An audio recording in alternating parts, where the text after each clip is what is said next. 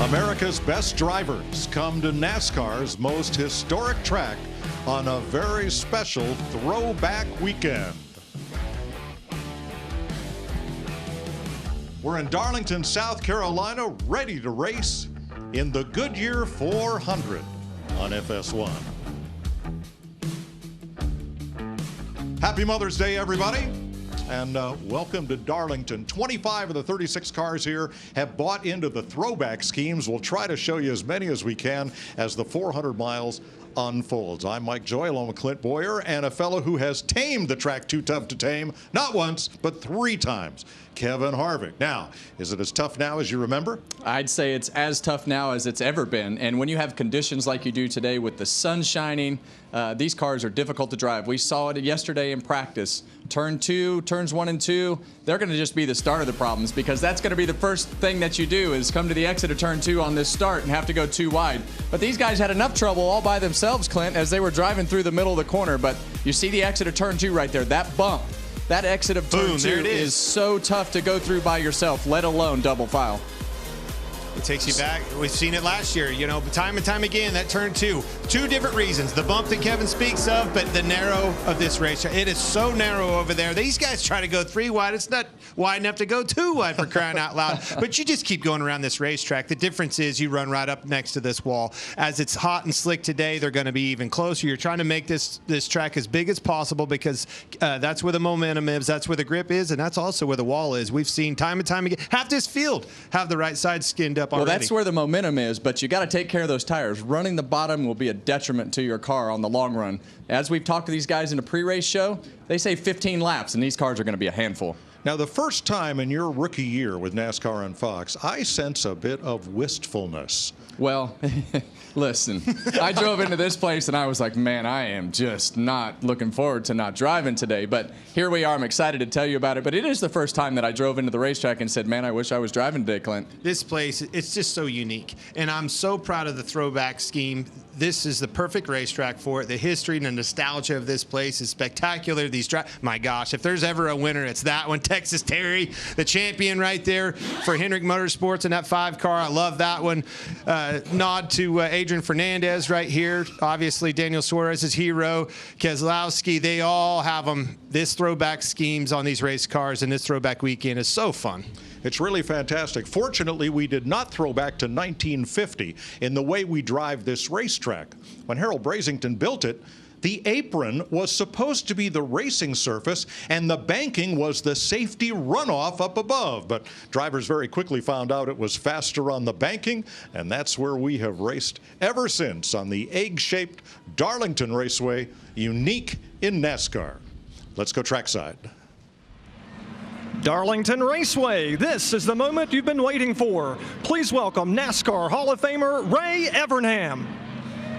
Drivers, if you're ready to take on the track Too Tough to Tame on your Goodyear Eagles, please start your engines.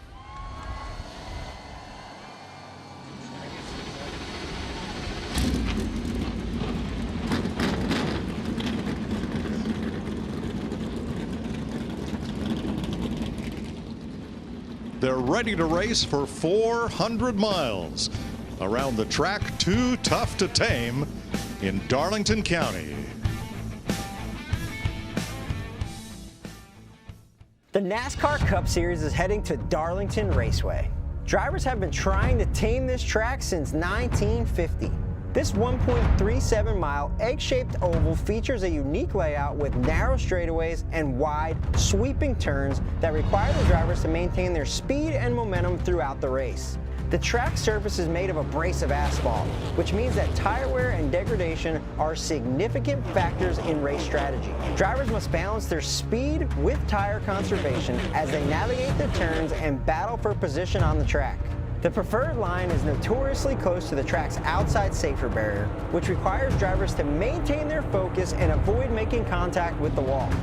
The Darlington stripe is a common sight at this track, as drivers often rub the wall in pursuit of speed and position.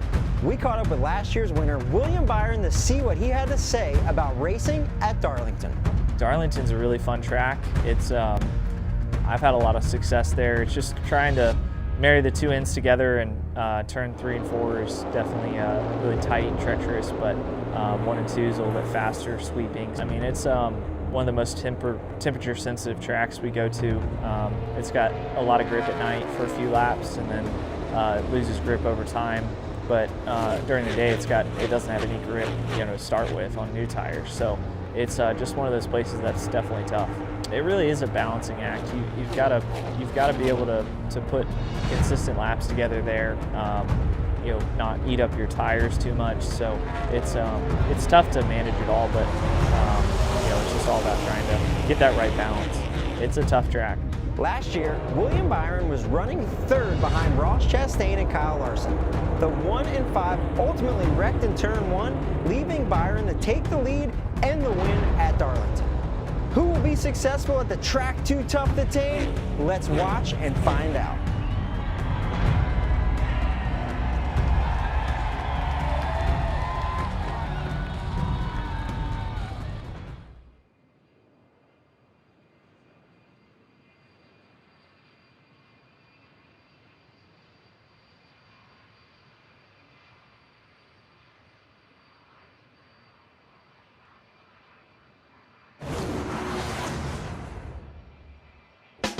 There's something mysterious about this track. You never can figure it out. The lady in black can make your day or break your heart. They touch! Have you ever? No, I've never. It's the last lap. Oh, into the wall. Darlington victory in my record book is number 1. $1 million, come on, buddy. What'd you expect me to do?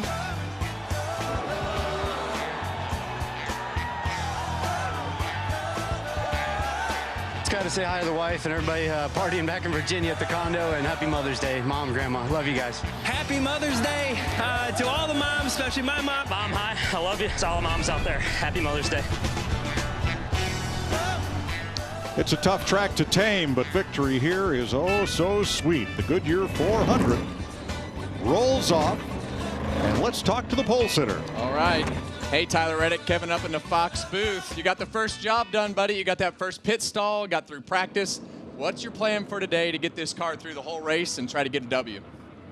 Well, I think one way of doing it would be around the bottom like you're good at, but I don't know. I just don't think that's me, so we'll just keep up with the track here. Our race car, obviously, really got a fast money line toward the Camry, and it was really nice to be able to get my first pole here. So we'll just say after the car and the track, this is a tough place.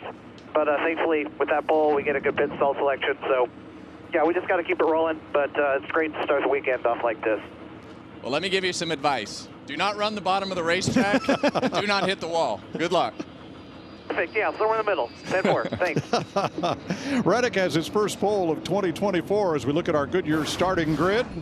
He's a two-time Darlington runner-up, and he shares the front row with Brad Keselowski, who has his best start of the season. He won here in 2018. Row number 2, Chris Buescher, runner-up by 1,000th of a second last week, third here last September, and Ty Gibbs with his 7th top 10 start of the season. Here's a look back to Kansas. 4 cars under a blanket, and it was that close. 1/1,000th of a second, the closest finish in Cup Series history. Let's dial up Chris Buescher. How about you, Chris Buescher? It's Boyer and the boys up in the booth. You got us? Loud and clear. Man, oh man, buddy. Heartbreak last weekend. Fast race car, though. Here we are in Darlington with another fast race car. Starting third. How about you? Yeah, definitely a good spot to start here. It's good when you're not happy with second, right? Means you want it bad. So it's a heck of a start for us. We're ready to get this one rolling. It's going to be a nice warm day. I'm excited for that. Where is this turnaround with this RFK organization? Both you and Brad are both up front today. Hot and slick out here. Can you stay up there? Yeah, definitely. It's been a good racetrack for us the last couple of goes. So one of my top 3 favorite tracks we go to. That always helps. It's going to be a nice, hot, slick race. So got to be smart, take care of the right side for as long as possible, and just make sure we're there at the end. We'll have a really good shot at this. All right, Cowboy. Good luck. Thank you. All right, row 3, we've got a pair of winners. Last year's race, this race winner, William Byron, and last September's winner, Kyle Larson. Jamie, what Well, Kevin, it has been a busy week for Kyle Larson after winning the closest finish in NASCAR history last week.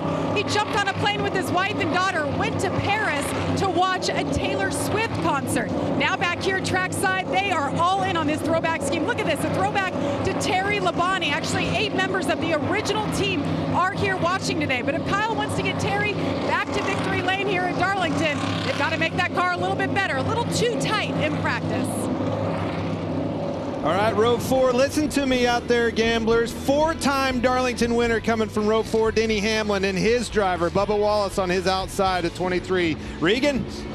Clint, the game is changing. We are now hearing terms over the radios on pit road, such as offensive, defensive, referring to the drivers and how they're driving. And when we talk about the pit crew's special teams and the restarts as well, one of the best and most cutting edge at it is Chris Gabehart, Denny Hamlin's crew chief or coach, if you will. He has been pushing Denny to a level that the already future Hall of Famer's career maybe has never been at. Things have been great on the racetrack for him. So keep an eye on Denny Hamlin today, but more importantly, keep an ear on his crew chief, Chris Gabehart, and what he's coaching his driver up to do. Row number 5, Ross Chastain has 2 top 5s at Darlington, including last September, and Martin Truex Jr., a 2-time Darlington winner. Now, Busch Light is giving you a chance to win $500 today. Follow them at Busch Beer on X and enter using hashtag #BreakForBusch and hashtag sweepstakes during every commercial break. Now let's check with our crew chief, Larry McReynolds. Mike, this track is tough on crew chiefs. You've got to make adjustments almost every single pit stop to keep the balance of this car neutral, not too loose or not too tight. Let's go to our Toyota Camry cutaway car and let's show you exactly what's going on when they make a wedge adjustment. Now, you can do it on the left rear or you can do it on the right rear. Let's focus on the right rear right there. You see the wrench, you're turning down, and there's a mechanism in a canister that either pushes shock fluid to compress that spring or actually pulls it back to let the spring release. Now on the right rear, if you're screwing down, you're taking wedge out. The race car is tight. If you're backing off, that means you're putting wedge in, the car is loose, and Mike, Clint, Kevin, I guarantee you, even the driver leading the race, he's going to be looking for adjustments every trip to pit road. All right. Thanks, Larry. Here's today's Credit One Bank race analysis. 293 laps make up the 400 miles at Darlington. The stage lengths are 90, 95, and 108 laps. You're going to need fuel every 70 laps or so. Here's some Denny Hamlin radio. All right, Denny, 400 miles of this beast, the lady in black. Super proud to be here with you doing it in this group. Want to say happy Mother's Day to my mom sitting up there in the grandstands. Appreciate everything you've done for me to get me here and all the other moms out there. All right, here they come off turn number 4. Jeff Burton had a great NASCAR career. He is a Hall of Fame nominee, and he has the green flag in hand as they roll off turn number 4. And the Goodyear 400 is underway.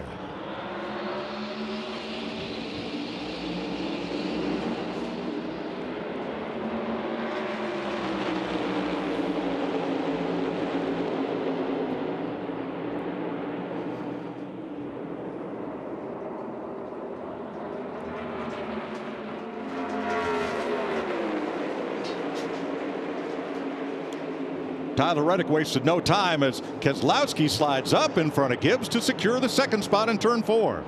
Well, you see Chris Buescher down on the bottom of the racetrack right there, and that's not where you want to be. You want to run these cars on the bottom of the racetrack as little as possible, on the apron as little as possible. You don't want to do that very long because it is going to hurt those tires a lot faster than running that high line. You're spot on, Kevin. What you want to do is do exactly what they're doing. Get this thing sorted out, get single file there, and figure your grip level out in this race car. The last thing you want to do is exit these corners door to door with somebody while you don't know what this car is going to do. Hot and slick today. Top 11 are now single file as everybody looks for a spot in the high groove. As we talked to these drivers before the race and in the pre-race show, we heard a lot about how much of a handful these cars are going to be. Right now, they're being as easy as they're probably going to be at the start of a run all day. They're feeling their cars out, trying to understand exactly where they are. But everybody we talked to said about 15 laps as you see that left front tire of Ross Chastain lock up going into the corner in turn 3. And did he get into the wall? I think he did. Now that's just casual contact. We saw a lot of that yesterday in practice without any real ill effect. Yeah, and I think what happened right here is those cars checked up a little bit more in front of him, and it's real easy to lock that left front tire up over there going into turn 3 when you have to apply too much brake pressure. He did get into the wall just a little bit, though. I think that'll be just fine. Wasn't hard at all. Well, he looks to be struggling there, Clinton, and you know he got himself in a little bit of trouble, got into the wall right there, but running the bottom of the racetrack right there tells me that he's not comfortable running the top of the racetrack either on the way tight side or too free. But either way, you got to figure out how to get this car up the racetrack. This car is, I can't stress how sensitive these cars are to the right line on the racetrack as far as the long run goes. Todd Gilliland, 38, moves up to 11th on Joey Logano.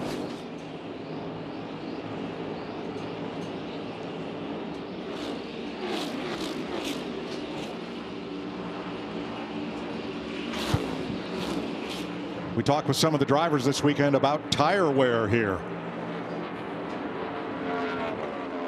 Tire fall off at Darlington's always been, historically pretty high. After the repave about 5 years later, this track really took a turn to the old Darlington that it had been for many, many decades. Every lap that you pound those tires, you pay for it in that long run. A lot of options, not just from the driver's standpoint, but also gives you options on pit road, how you want to split stages, when you want to put tires on, if you want to stop once, stop twice. The tire wear is so extreme, and the role that the driver has in that is more extreme than anywhere else that we go. So it's definitely more of a battle within yourself or within your own car. Well, that's exactly right, Mike. I think Austin Cindric said it the best. This track is a battle. It's the driver against the racetrack, and part of the driver's job is, putting his car in the right spot, taking care of the tires. You can manage everything here, but the car is going to drive bad, and you got to do everything you can do to not hit the wall. We talk about these cars being a little more durable with the right side, but you still don't want to hit the wall and take a chance of banging a tire and breaking a toe link or something. All right, Ross Chastain is headed back forward. He's passed Kyle Busch for 13th place. While Denny Hamlin continues to keep trying his teammate Martin Truex Jr., but without success. He's tried him on 2 of the last 5 laps. He's gotten underneath and alongside, but could not complete the pass. Yeah, and I think as you go through the beginning part of this race, everybody's car is going to stay decent for 12 to 15 laps. If your car is really good, you're going to be able to make passes easier if your car is handling good. So trying to keep yourself composed at the beginning part of these runs to not tear up your tires and run where you're not supposed to run is super important to make the passes easier as you go on in the run. So knowing that, Larry Mack, what's your race strategy? Sponsored by Verizon. Well, Mike, the strategy is pretty simple. Every time the yellow flag flies, 4 more Goodyear stickers. But you do have to remember, you only have 11 sets of tires, and that includes your qualifying scuff. These other 2 elements, a lot depends on how the cautions fall. But we're going to plan on splitting the first 2 stages in half, maybe pitting a few laps before the halfway point to get early advantage of those 4 fresh tires, and that longer third stage, 108 laps, split it into thirds.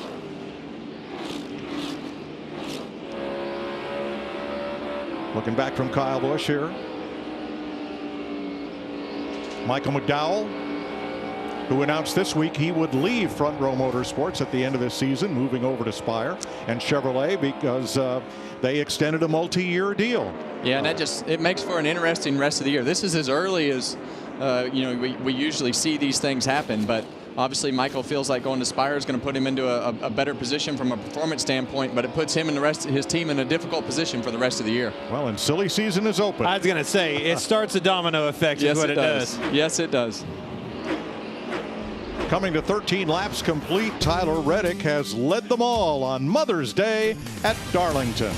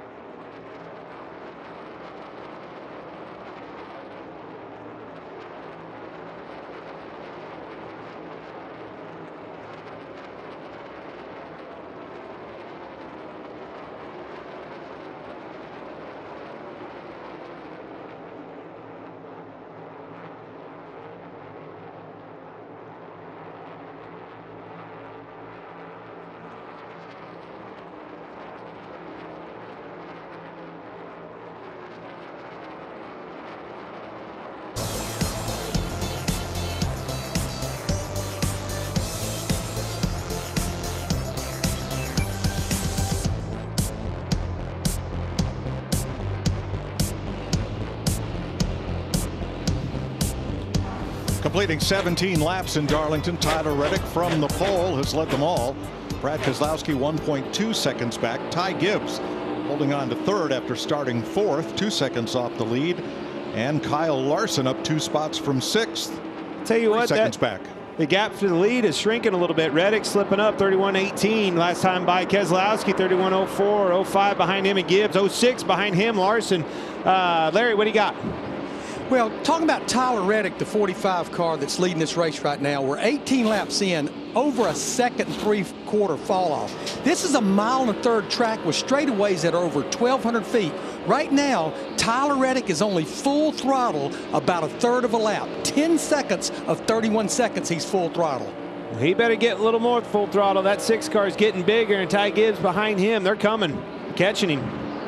So the Xfinity fastest laps of the race were set back at lap 2 and 3. When these tires were fresh, Brad Keselowski has the fastest lap so far at 167.6 miles per hour. Regan?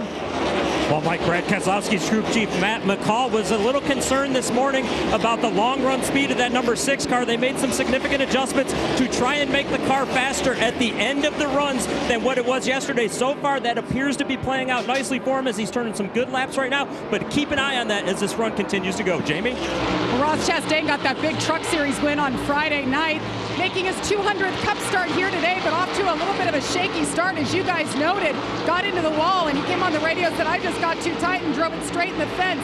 He lost 4 spots, but the good news for Chastain, as the laps go, he says he's getting a little bit better, not as tight, Mike. Thanks, Jamie. Chastain in 13th, and he's about 12.2 off the lead. All right, guys, we covered who's moving at the front. Keselowski, Gibbs, Larson, all them. Who's not? Chase Elliott. He hasn't went anywhere, folks. Struggling back here mired in traffic with a 9 car. Well, in my opinion, this is really where we're going to see whose cars are good.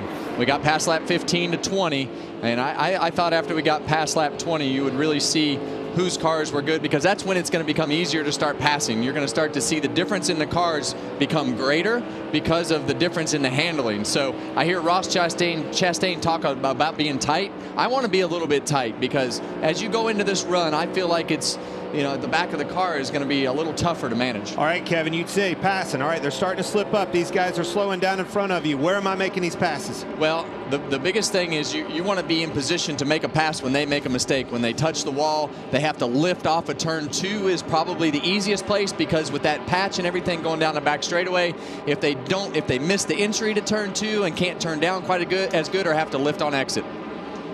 You see up in the top center of the screen that gap shrinking foot by foot as Brad Keselowski draws a bead on Tyler Reddick. Wow.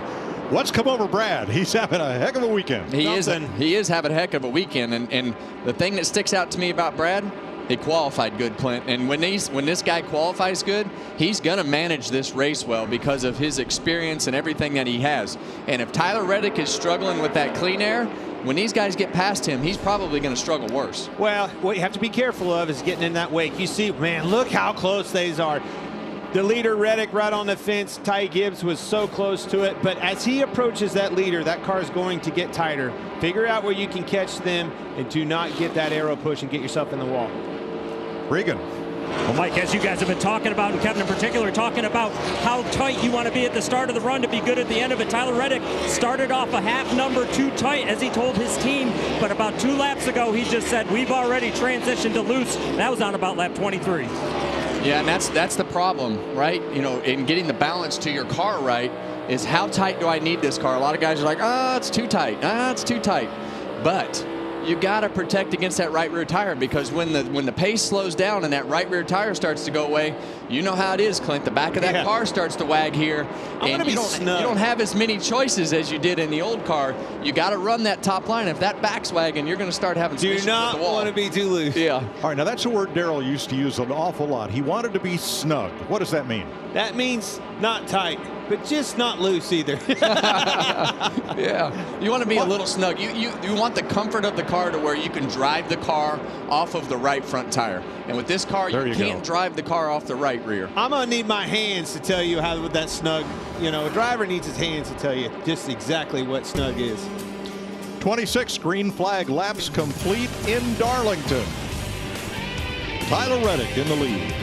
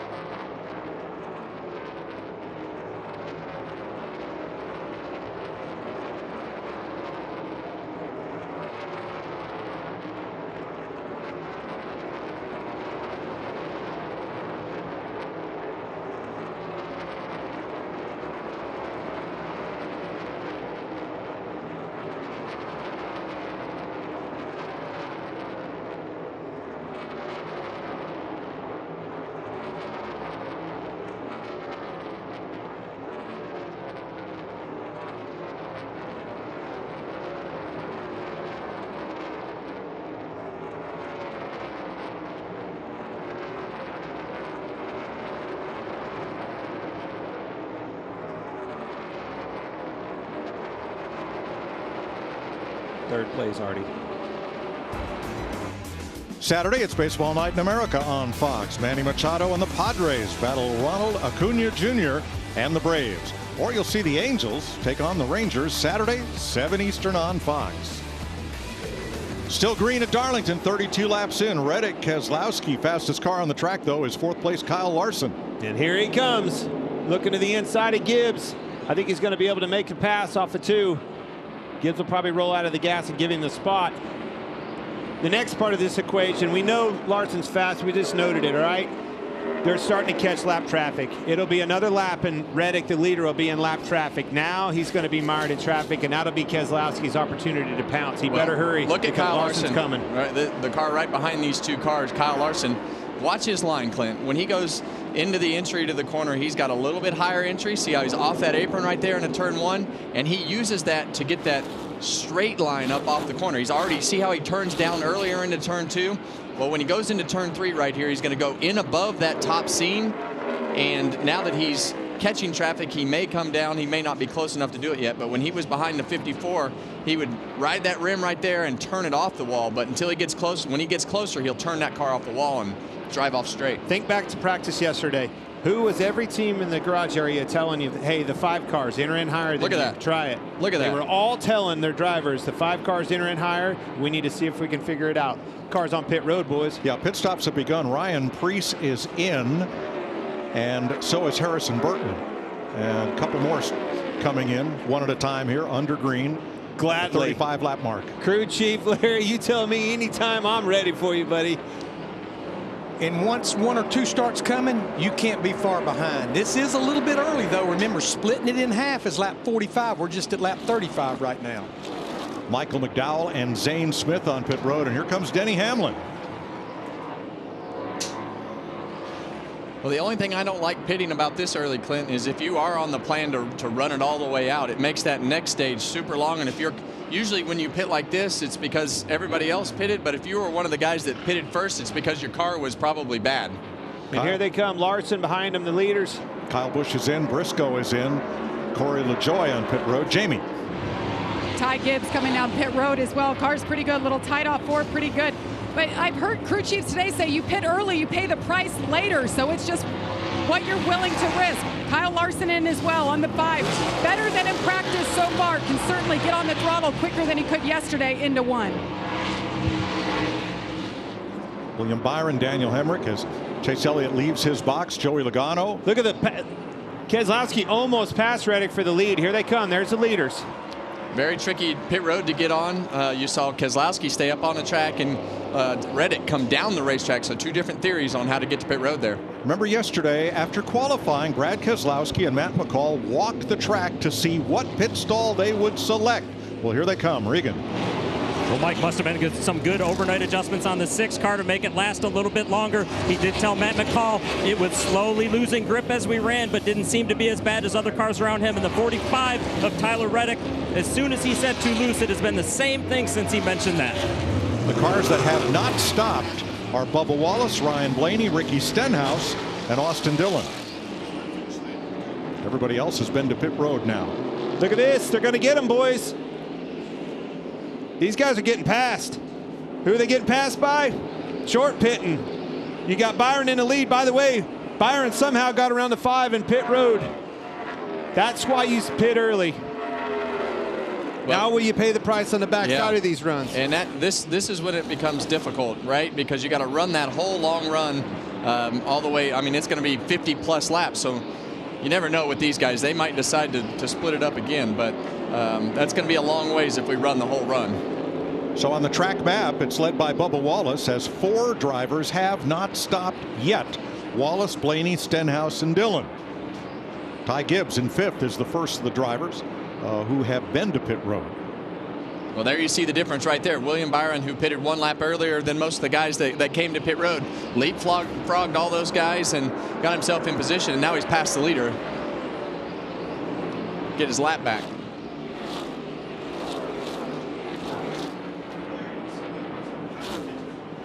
Holding your breath through green flag pit stops, and here goes Larson.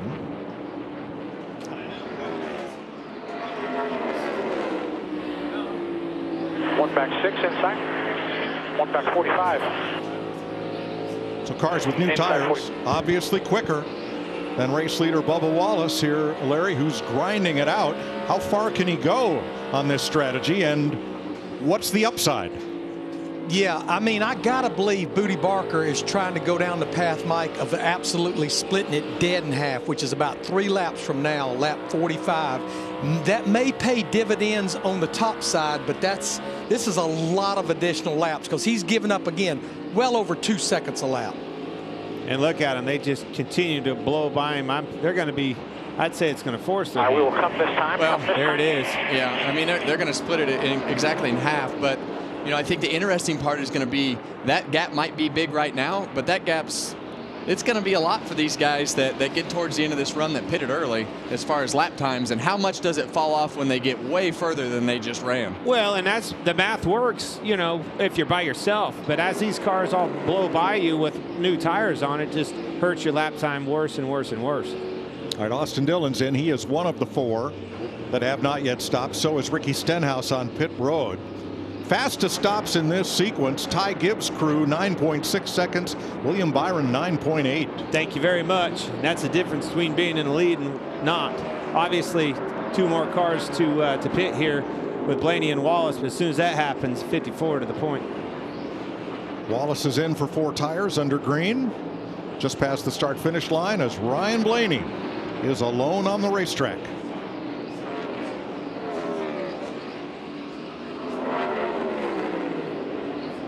Austin Cindric goes by on the outside as Blaney hits the brakes, and he's headed for pit road.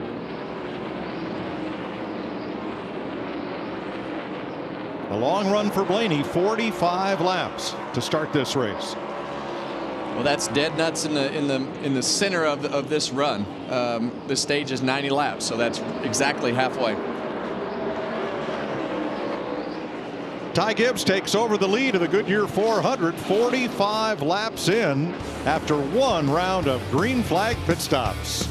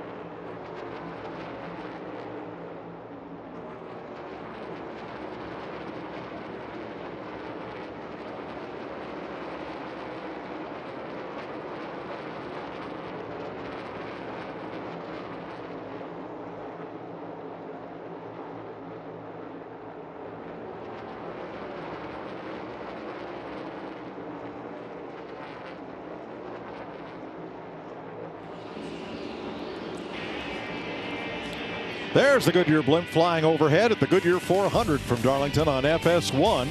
Goodyear providing our aerial coverage, powering the race from green to checkered flag and every mile in between. Goodyear, more driven.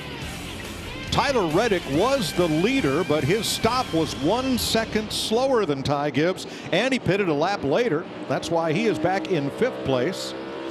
Ty Gibbs is your race leader, and his team has a little special incentive for wanting to win today's race. We listened into their pre-race meeting. This is a race where we've got one shot, right, to get in the playoffs, importantly, but to get in the All-Star race next week, right, for you guys.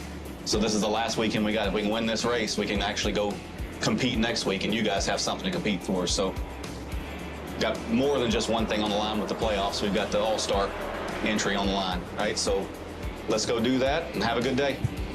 Sir. Everybody ready? Yes, all right, so let's go do that. Ty Gibbs leading his first ever laps here at Darlington.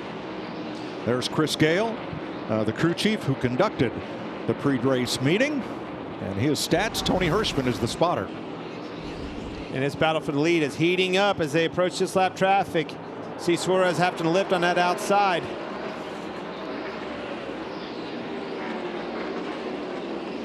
Well, we saw this 24 car be really fast yesterday in practice. We saw his lap times just continuously go throughout the whole practice session to be solid, and that is definitely showing up again here today. Boy, Daniel Suarez trying to stay on the lead lap, and William Byron is all over him. And trying to keep that clean air on his nose. That's the hardest part. As they're up there in that preferred line, Daniel Suarez in front of him. And Kyle Larson is coming. And on fresh tires, there's Daniel Hemrick pulling alongside. Well, that's a difficult spot for William Byron to be in when those cars are side by side. You saw him try to stagger to put his nose in the middle of those two cars to get as much air on the front of that car as possible. Chris Buescher, Martin Truex, that's for 6th place. A little over 2 seconds off the lead. Denny Hamlin with them. Well, this is a Martin Truex style of day. You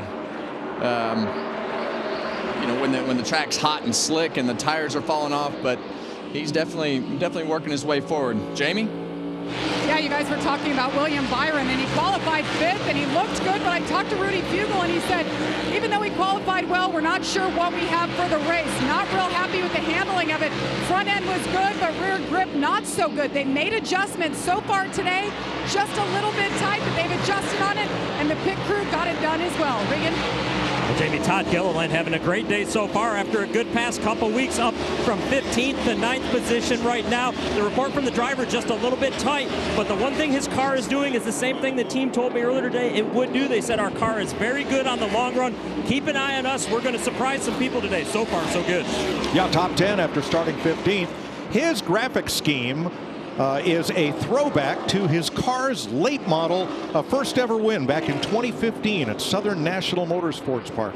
Well, this guy right here, Ty Gibbs, he's having a great day so far. You know, as the young drivers go, this is a difficult racetrack to manage because it's you against the track. You got to take care of the car. You got to put the car in the right spot, take care of the tires. Ty Gibbs is doing a great job in doing that, and they put him in position to lead this race, and that's what you want to have. You want to have control of the race. Not an easy thing to do against the likes of the guys that are out here hounding on him. I mean, look at the battle. Squeezing him. Be careful here. And that's the type of stuff right there that you just got to be careful with right here. You don't want to tear your car up. Look at the gap that it afforded him, though. Sometimes you got to be bold on this racetrack because it affords you opportunities to get away. Needed that clean air. Cannot be mired in that traffic. It will wear these tires out. In the meantime, Larson, Byron, and Keselowski back there in the back are putting on a show. If Ty Gibbs can win the Goodyear 400, he'll become the first driver to score his first career victory at Darlington since 2011. Regan Smith did that. Our man Regan. On board with Tyler Reddick here, and the problem that he had on a pit stop was he got in there too deep and slid past his marks in the pit stall, threw the timing of the pit crew off and cost himself some time, and now he's having to battle through traffic. You can see how much tire wear there are on the tear off. Man, look at this. Holy cow. Hold on to it, boys. wide into the corner. All right, Gibbs hanging on to a 1.5 second lead over Kyle Larson, who's all wrapped up in traffic with Brad Keselowski. 61 laps complete.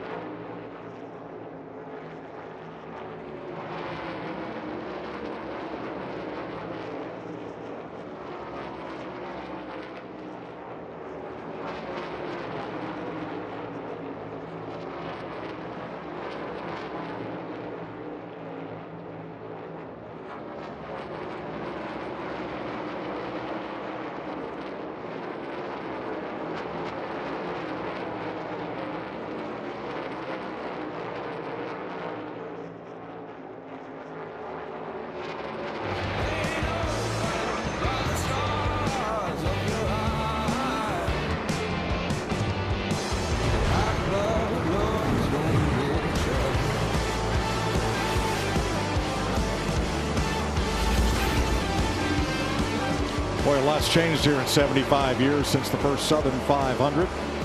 Nice crowd on hand on a beautiful, warm spring day as Ty Gibbs leads Kyle Larson by 2.3 seconds. And still a lot of traffic in that battle from second on back. A little steady Eddie. Don't look now. Here comes Truex. These guys get door to door, side by side. It gives opportunities to the ones behind him. Who is that? Truex. This has always been a really good track for Joe Gibbs Racing. I think that carries through to the next gen car. And like I said earlier, I mean, this is a Martin Truex style of day where you got to take care and manage the car, not get too wound up, put yourself in a bad situation, tear up your car, hit the wall. This has a lot of ingredients for Martin Truex to be successful. And that's what's so impressive about your leader, Ty Gibbs, out here leading these guys. It's discipline. Man, this place is so slick. You have to race the racetrack. He was patient with the lappers. I love that. Those are the ingredients to getting these things to the end. And if you can do that, you can have a shot at winning. That's hard to do. Patient. Did you see that smoke rolling off the side of his car when he was rubbing doors with that lap car at 99? It was time to go. It's time. At 99, you can mess with them so long, and those cars in the mirror get bigger. Then you got to do something about it. Larry Mack. So, guys, to your point about Joe Gibbs Racing, in the 4 Gen 7 races at Darlington, they have led 51% of the laps, but they've had more DNFs than top 10s. Martin Truex Jr. has led 221 laps in those 4 Gen 7 races, 3 DNFs, 2 for an accident and 1 for mechanical failure. They're having a tough time closing the deal. A lot happens at the end of these races. You can attribute that to. Restarts are always crazy chaotic, always take out a lot of cars.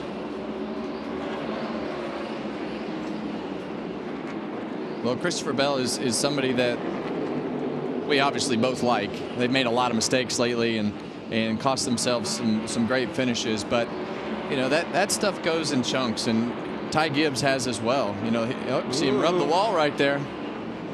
Just talked about how patient he's been out. Take care of the right side. He's got to do all the work to get to you.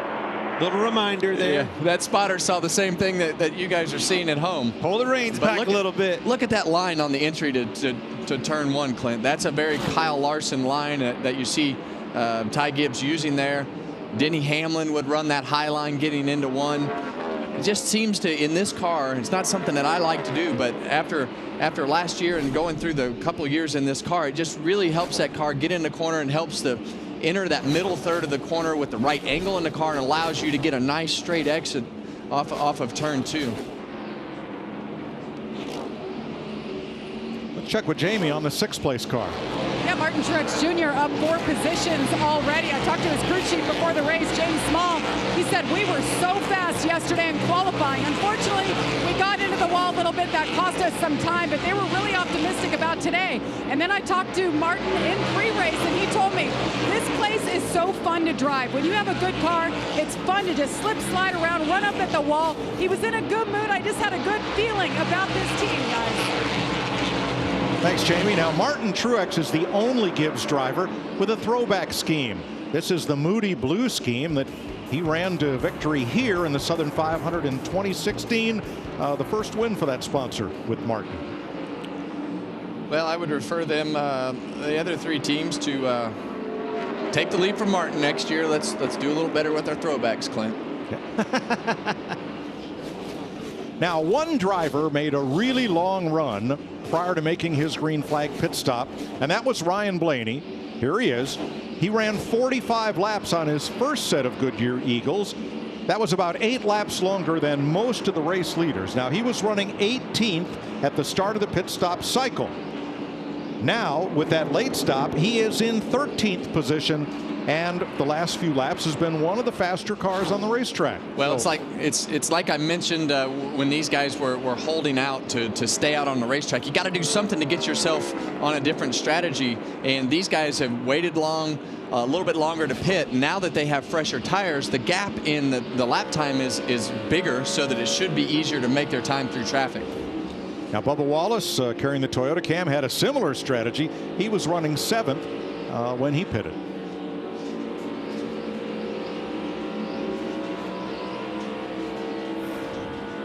Ty Gibbs getting a little coaching here. Same thing in 3-4 when you're setting those guys up. Don't get to the middle from too far back, and it's going to be a no man's land and bleed space the whole corner just to slide it behind them down the straightaway. Make sure you get the timing right to maximize your lap time to set the pass up for exit. Well, that's what we were talking about during the commercial, Clint. When these guys know they can race you on entry, they can race you on exit, unlike the old car, because these cars don't really get as loose underneath you. But if you stop that run on the inside car, you can break that pass from happening, and that's what he's talking about right there. If you're going to make a pass, let's make it. Let's not waste our time underneath a car wearing our tires out. Well, the reason he's talking about it is that 5 car is getting bigger in the mirror, catching him a couple tenths a lap. Ty Gibbs has brushed the wall at least 3 times during this run since he took the lead of this race. 13 to go in stage 1 at Darlington. We're going to take you Fox side by side.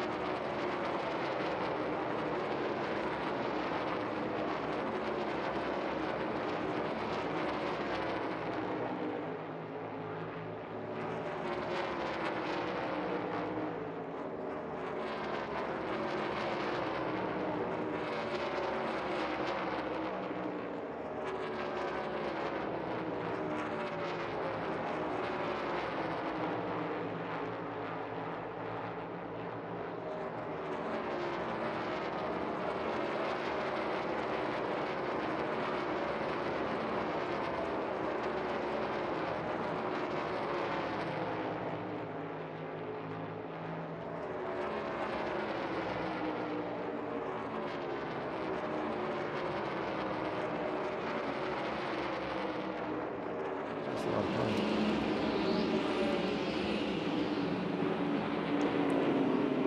Eight to go in stage one. You saw the pass for the lead. Kyle Larson passing Ty Gibbs here to take over the front spot. Ty was having trouble getting around Carson Hosfar in front of him, and Larson caught him pretty quick, put the pressure on him, got into turn 3. Gibbs got loose. The rest is history. Yeah, and that's real easy to do in that corner. We'd actually, it's a very common problem no matter what car you drive, getting loose into turn 3, the way that you carry the speed in, and it has kind of a little bit of swell getting into the corner, kind of a ridge that you go over. Let's hear what Ty Gibbs had to say. Yeah, my transmission's sticking still with the third. All good. Learn here. See what we got to do balance-wise. Leave it now behind you. Yeah, just a little too loose. Got a little loose in. A little loose off. 3/4, but still 10, yeah. Copy. Yeah, well, I mean, we saw the loose. He looks loose. Hold on to it. Stay disciplined. Only 6 to go to the stage end. Very good point right there. You know, you got to stay disciplined and keep the car straight. Just drive as fast as the car will go. If it's too loose, just slow down, because the last thing you want to do is slide this thing into the wall. I'd rather lose 2 or 3 spots than crash. Steinkar's in trouble. We're watching the 5 car, his teammate Kyle Larson, but man, Chase Elliott hasn't really went anywhere, hasn't been able to make much ground up in the back. I think this stage in should save him from going a lap down, but they're going to need some adjustments. Didn't see that out of them. They've been on a roll. Chase Elliott in 24th.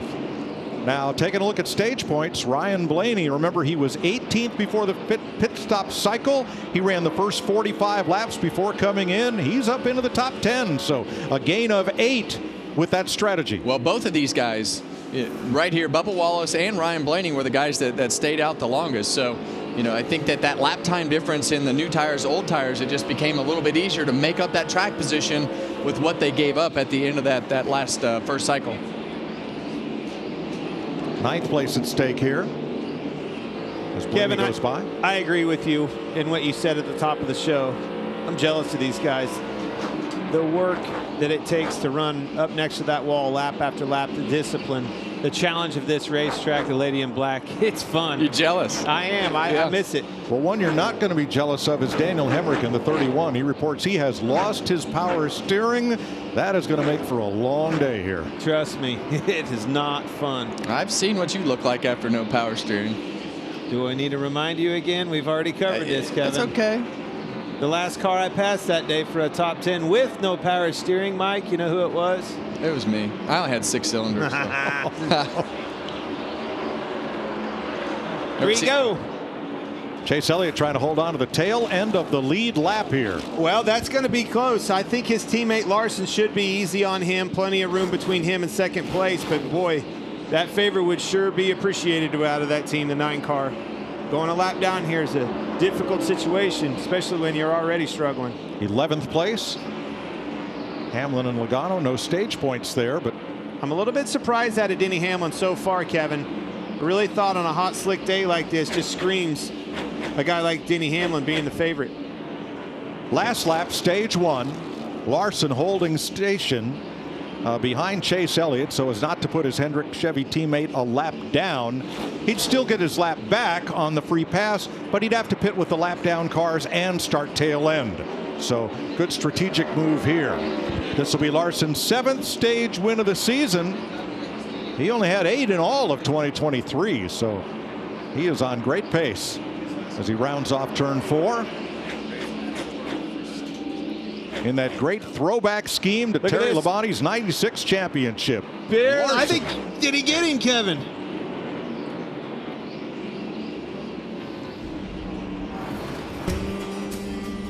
He rode around the track with Terry Labonte in pre-race. That might have meant good luck for Kyle Larson today.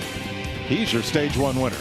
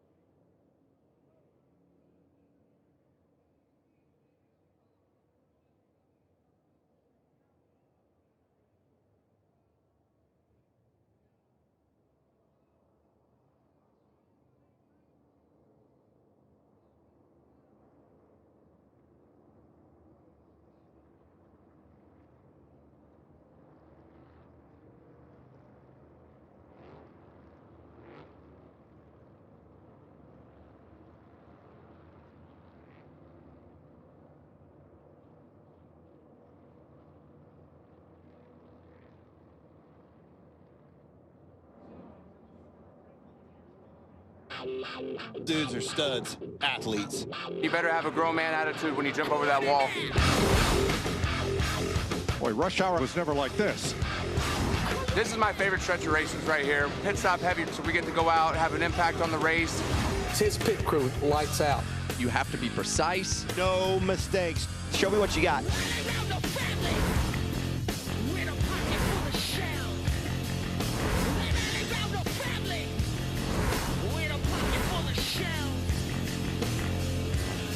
Be the second time today the pit crews get a chance to shine. Let's check with Jamie. Well, Mike Martin Truex Jr.'s pit crew has gone through a lot of changes over the last 2 years. Most recently, 3 weeks ago. Well, since they made that change, this team is gelling. They're getting more consistency. They're getting faster. So let's meet Team 19. Lee Cunningham, front tire changer, 19-year vet, 2-time NASCAR champion. I'd like to say Happy Mother's Day to my mom, Tracy, stepmom, Janet, and my beautiful wife, Brittany. Michael Loria, rear tire changer, former collegiate hockey player at Robert Morris University. CJ Bailey, tire carrier from the Outer Banks, former Fayetteville State running back. Caleb Dirks, Jackman, former professional baseball player with the Atlanta Braves organization and Los Angeles Dodgers organization. Been in NASCAR coming up on 5 years. Happy Mother's Day to my wife, Samantha, at home. Matt Terrell, fueler, played football at Carson Newman College. It's my 17th year in the sport, 2-time Cup champion, but my favorite trophies are at home. A special shout out to my wife, Happy Mother's Day, and my kids. Quite a crew and ready to go to work on this second stop of the day, and the first one under caution. James Small, of course, the crew chief. Drew Herring is the spotter for Team 19. Now look at the bottom of that chart lower right. Ryan Blaney and Bubba Wallace, those strategies paid off in stage one. Well, don't think these crew chiefs aren't paying attention to that, but I want to go back to these pit crews. We talk about them and how important they are. I'm glad we're showcasing them this year.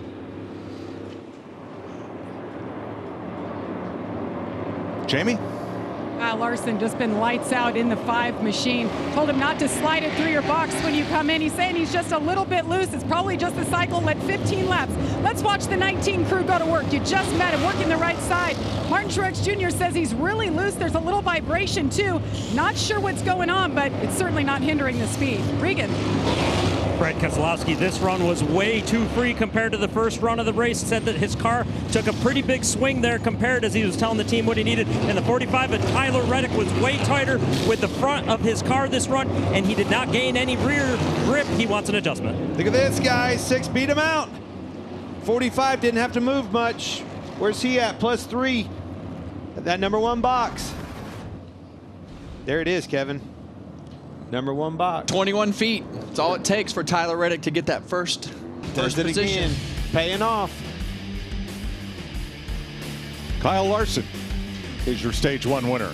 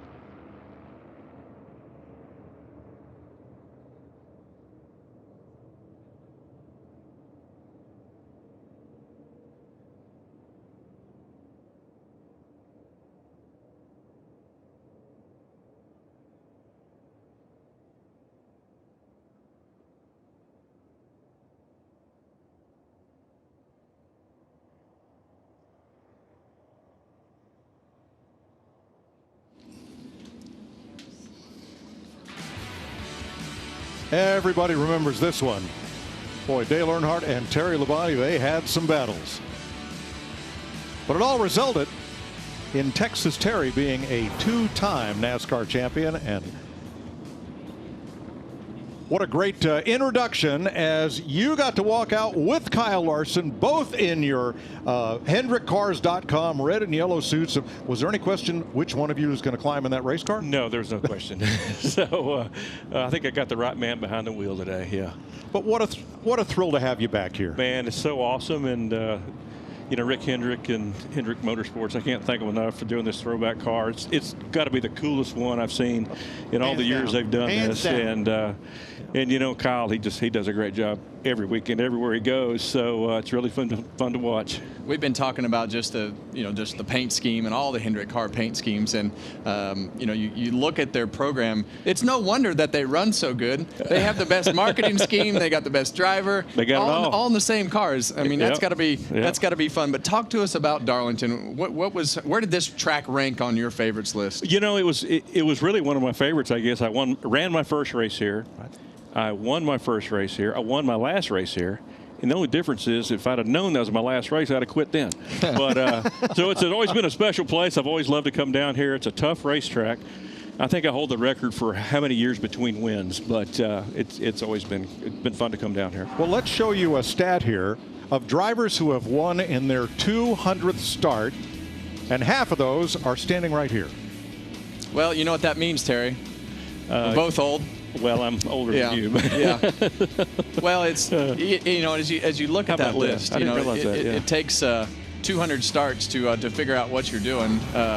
You won in your first start at Darlington, and you know, you look back at Ross Chastain. He talks about everything that this racetrack means to him. What's it been like this week as you've gone through everything? Most importantly, when did this all start? Well, you know, I knew they were trying to do a throwback of the old Kellogg's car, and you know, there were some copyright things, and you know, a lot of times the sponsors own the paint scheme copyrights, and so they finally got that worked out. And I knew they had been working on it, and I didn't think nothing of it. And went down there to Race Hub a few weeks ago, and they unveiled the car, and I went, oh my! You know, I thought it was a special car, but I didn't realize it was that one. Well, Terry, it's awesome having you up here in the booth, but we got work to do, and I want you to stay right here and help me call this, because Kevin, man, he gets grouchy up here. Gotcha. Let's do it. They're coming off of 4 to take the green right here. All right, stage 2. Tyler Reddick, Brad Keselowski bring them back to green, and again, Reddick gets a good jump. Thank you, number 1 pit stall. Well, that's why Brad Keselowski was so frustrated yesterday after qualifying, because he knows how much easier that number 1 pit stall makes this day. And you saw evidence of that as Tyler Reddick came off pit road first that time. Man, look at Blaney coming by. Looking to the inside of Byron right there. Just keeps marching up through them. Good day so far for Ryan Blaney. Boy, that green flag strategy has really paid off for the defending series champion Blaney, who now slots in 6th place. Todd Gilliland lost 6 spots on pit road, dropped from 6th to 12th. Terry, I think the biggest thing that has changed with since you raced is obviously the double file restarts, but the fact that there's really no give and take on the entries and exits at Darlington anymore. And to me, that is definitely hard to get used to. Yeah, because you know, I can remember years ago, you do not want to go in the corner side by side because you can lose so much time. But it seems like they make it work today, or they're losing time one. But it's still the same old Darlington. It looks to me like, Terry, it looks like you race the racetrack, no different than all you guys told us when I came into this sport. Do not get enticed with racing that guy. If he's faster than you right now, live to see another lap. Exactly right. You got to let him go. And this is a track I always felt like when you came to test that, if you ran a 500-mile test here, you'd be lucky if you didn't hit the wall. You know, and it's just a tough track. You're going so fast. The track is so narrow. Got together right there off of 4. You see your car, Terry. Take care of that thing. We love that paint scheme. Got into Martin Truex Jr. Got a little loose. So Rick Hendrick brought all the members of your championship-winning team he could find to the track today. How long has it been since you've seen those fellas? Well, actually, we got together last year, and we had a dinner last year. Great. But I had no idea they were here. I saw Gary Dehart this week, and you know, he didn't say nothing about coming down here. And I walked in the motor coach out there, and everybody was in there, and I was like, "Oh man!" Wow. I looked at Gary. I said, "You lied to me," you know. But it was really nice seeing those guys. I mean, it was awesome. What have you been doing these days? I saw another Labonte at the racetrack the other day, huh? Over the go-kart track. That's my grandson, yeah. Pretty cool. Yeah. He's he likes it. So. What have you been doing? Man, not much. We got 4 grandkids, and they keep us kind of busy, and we stay close to home, but that's about it. So this is 4 generations of racing Labontes. Yeah, I guess so, yeah. Wow, that's awesome. And right back to family tradition. Yep. Boy's fast, guys. Got some speed under him. Eric Jones in his first race back in the number 43. Cracked vertebrae was not going to keep him away from Darlington, one of his favorite he's tracks. in the wall, Kevin. Sorry, you heard him throttle up and try to stay in position on that outside. Kyle Busch gets in the wall off of 2. Yeah, that's the second time he's been in the wall. That one was a pretty good one. You hit harder off of 2 than you do in the other corners usually. A lot of momentum, a lot of speed off of 2. Well, and the positioning of these cars is just so important. When you get behind a couple cars or one car, and then you think you can do a little bit more. Let's go back and see exactly what happened. And it's the same thing. He's in traffic right there, and sometimes you think you can get a little more, and as the front of that car just doesn't want to turn, it takes off from underneath you and winds up getting up in the fence quicker than you expect it to. But those entries and exits, we talk about the difference in how you can drive this car and the way that they race now. You look at how wide the entries and the exits are, and turn 2 I understand because there's the new pavement over there. Once it widens out, it gets more grip. But that wide entry into turn 1, Denny Hamlin really started that several years ago, and a lot of these guys have carried that through to carry that momentum to the center of that corner, and seems to take care of the tires a little bit better, and especially on the long run. This boy right here, Martin Truex Jr. keeps getting faster and faster, getting bigger in these guys' rearview mirror, laying down some good laps, moving up through the field, keeps getting better. Good track for him. Can you imagine having to put up with him every week up here? Not really. Mr. Energetic? Yeah. He is. It's got to be a challenge, huh? He is challenging. That's for sure. Speaking of challenging, this Chase Elliott's had trouble. Noah Gragson alongside, that's for 22nd place. 11 seconds off the lead.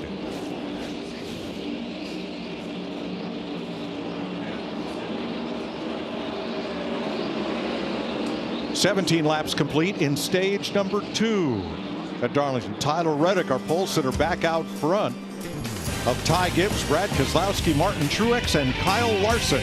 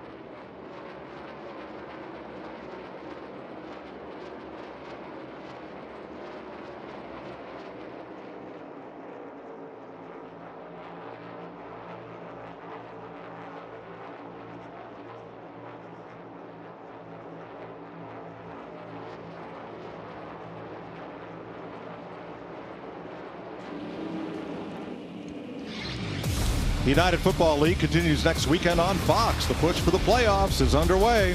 Saturday, the Memphis Showboats take on the Michigan Panthers. Then Sunday, the Arlington Renegades battle the San Antonio Brahmas. It's all on Fox and the Fox Sports app.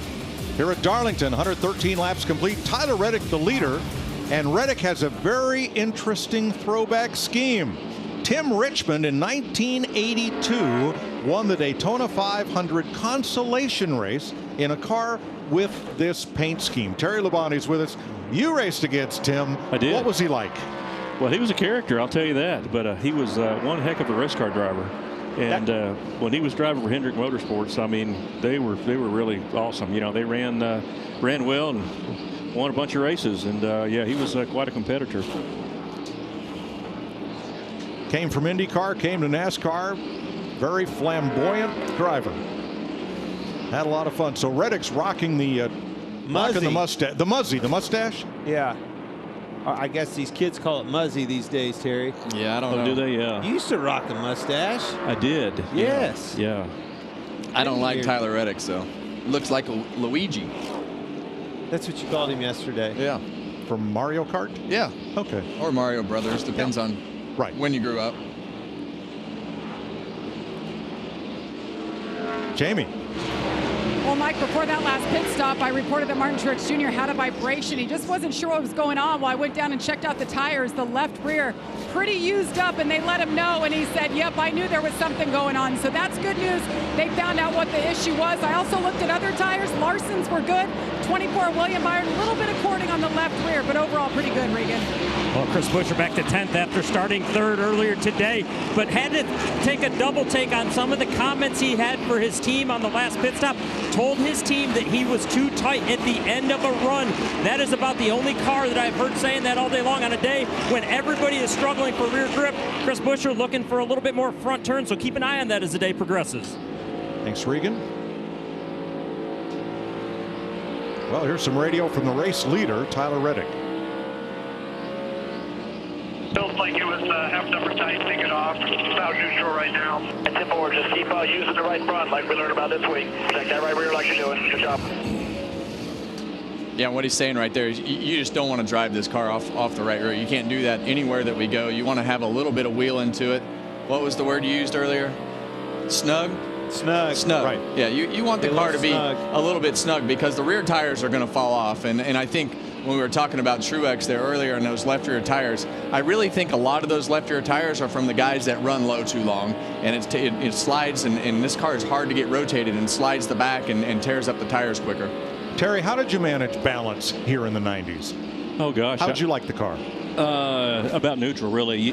But you really have to start with it a little bit on the tight side, you know. But and then after you ran a while, then it would, you know, get to the neutral stage. But you couldn't start too tight, but you sure didn't want to start loose either because you're going to wear the back tires out on it. I always thought one of the more interesting things when we came here, because the cars used to fall off more than they do now with the old surface. It would be 4 seconds, 3-4 seconds. A lot of tire under these cars. Well, there's a lot of tire, and it's been repaved since then. But with the old pavement, qualifying was always breathtaking here. It still is, but I always found it to be a little bit more breathtaking because of you really only got 1 lap out of the tires. That was it, 1 lap, and the tires were so fast for that lap. And then when you came in and made a pit stop under green, I mean, you were so much faster. The guys that stayed out there. Did you? But it was a big difference. You know, it was crazy. Double the horsepower. Don't forget that. Don't talk about horsepower, Clint. Larry Mack. Hey, Terry, tell those 2 guys sitting beside you, the 80s and 90s, we didn't have downforce in the front. We actually had lift. Got Nemechek around on the front straightaway, guys. Facing the wrong way in that Lee Petty 1956 Dodge Tribute car. John Hunter Nemechek was running 17th at the time of the spin. This is the second caution of the day. It comes at lap 121. Right front tires down, Kevin. Right front tires gone. Left rear, right front, Ben. Left rear, right front. Yes. Oh, there it rolled back. There it is. Well, as we see so many times this year, when the tires start to get worn, when this car, when you try to get a little bit too much and you think you can just ride it out, this car will just snap around on you and spin out. That's exactly what happened right there. Yeah, I think the right front blew when he was sliding so long with the wheels. It was just like Kyle Busch last week, right? Like you just get to a certain point and that car just snaps around and spins out. I'm so glad you said that. Savior to Kyle Busch. He was on the brink of having to go a lap down here. This saved teams like him. Now, he was in the free pass position, so of course is ineligible since it's Nemechek that brought out the caution. Or let's double check that. Scoring saying that the 3, Austin Dillon, will get the free pass. Nemechek had been in the free pass position, but apparently the 3 got past him before that caution came out. Josh Berry, good run here, up to 13th after starting 33rd, showing good speed in that Stewart-Haas Ford. Yeah, I saw Rodney Childers talk about his long run speed on X last night, and he wasn't lying. That car has definitely marched forward all day. See a lot of skinned up right rear quarter panels as we're watching these cars come by us, guys. More than half the field has touched that wall, Terry, a time or 2 or 10. Easy to do here. Yeah, and if you don't do it in today's world, they almost say you're not trying hard enough because of the car's durability with that right side. Look at that wall. They used to pit here on both the front stretch and the back stretch. The field would be split in half, say here in Martinsville, as it still is at Bristol. But John Hunter Nemechek is going to have to drive 1 3/8 miles to get to pit road and come all the way around as long as he's got a couple tires up to do so. I think he's at the end of pit road trying to get onto pit road. I think he's stuck now. Yep. He's from our vantage point stuck behind the which will close sign. Pit road speed again, there another lap. So pit road is still closed, and we'll see what happens.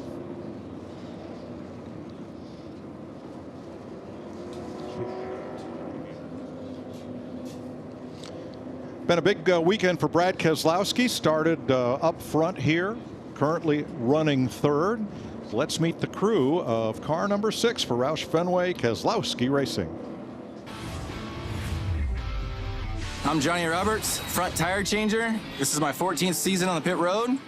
2023 Most Valuable Pit Crew Award. I'm a husband to Shay and a father to my son Lane and my little princess Grace.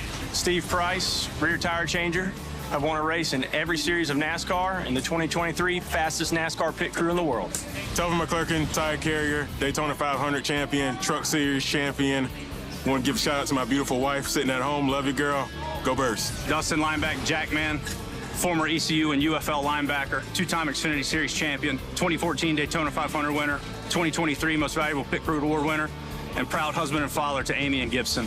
Brad Robinson, gas man, former football player at Portland State, defensive line, 18 years in the sport. Would like to give a shout out to my wife, Lauren, and 3 girls, Peyton, Collins, and Corey.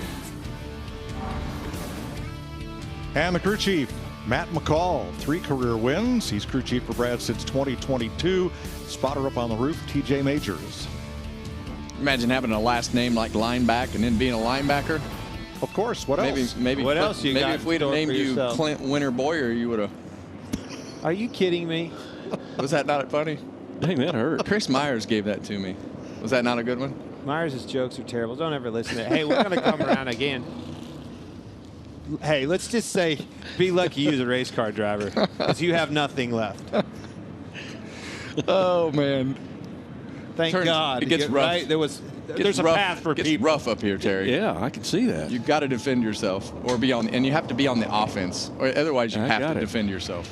All right, John Hunter Nemechek's car has been towed almost to his pit stall, where it may kind of impede Chase Elliott right behind him, William Byron right in front of him just a little bit. And they won't open pit road until that wrecker is clear. Here's the Ford onboard camera for Harrison Burton. Burton started scratch on the field today. See Ryan Priest and United Rentals onboard camera there. He's got his winning modified paint scheme on championship modified paint scheme on his car this weekend. Yeah, and the owner of that car, Eric Sanderson, is here to as his guest. Ricky Stenhouse, he is carrying the Oscar Mayer cam. Don't call it the Wienermobile. Okay, go ahead. It's the Wienermobile. Here's some Brad Keselowski radio. He started a little tight, building freer as I go. Car doesn't feel bad. It's like they got better. After that, man, we got you. Keep focusing here. All right, pit road will be open this time. We mentioned the Nemechek car. It's not impeding anybody. It's just square right in the middle of his box. And the wrecker has gone back to its station and out of the way. These boys have been on it for Keselowski and company. See if they can hold suit here.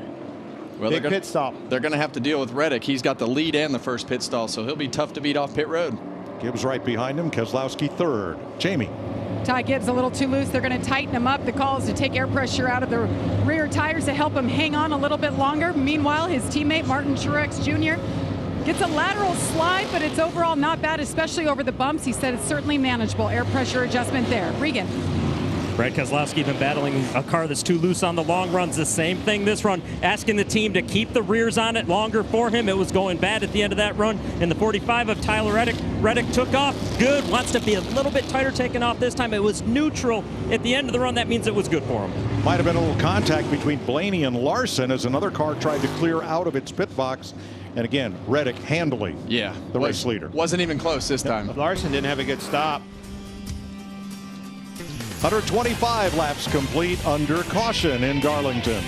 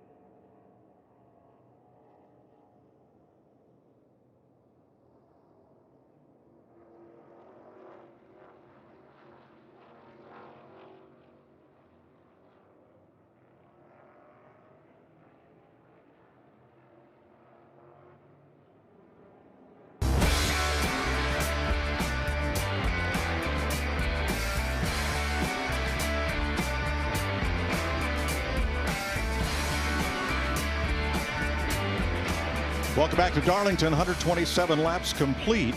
Everybody was on pit road at this caution for John Hunter Nemechek, which means that was 35 laps complete of stage number 2. But Larry, this stage is 5 laps longer than stage number 1. So where are we?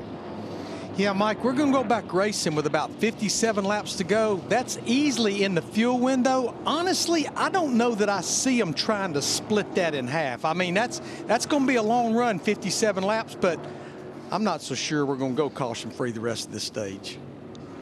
I hope we see it. I hope they run the whole way because they're going to be a handful if they do. Absolutely. Reddick and Gibbs will restart on the front row. Have to have that in the back of your mind, though. You have to have and know that this stage is long right here. You're going to have a long run. Take care of these tires. Well, it's a tough balance at the beginning of this run to lose as little track position as possible and Keep put your yourself guard in a up. position to get in the top line and save the tires. Reddick Keselowski on the front row, Gibbs in row number 2 as we come off turn number 4 and get ready for the restart. Back to green.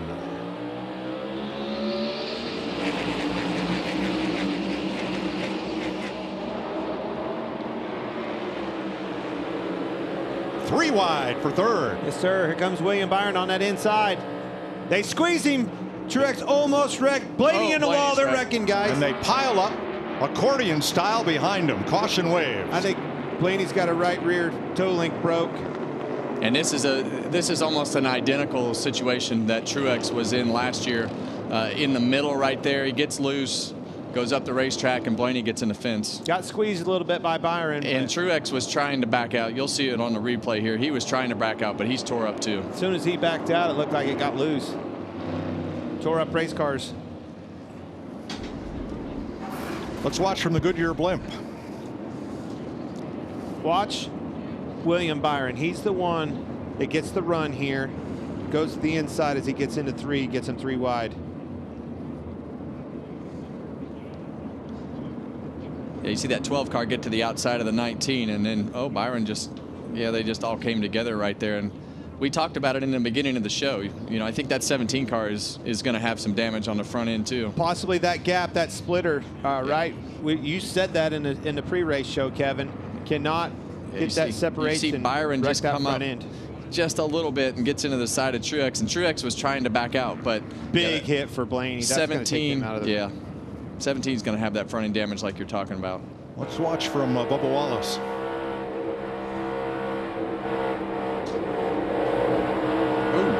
Larson may have more damage than we thought. Yeah, you could definitely see those cars make side-to-side contact pretty hard. And this is that balance that we're talking about, right? You see William Byron all the way down on the bottom.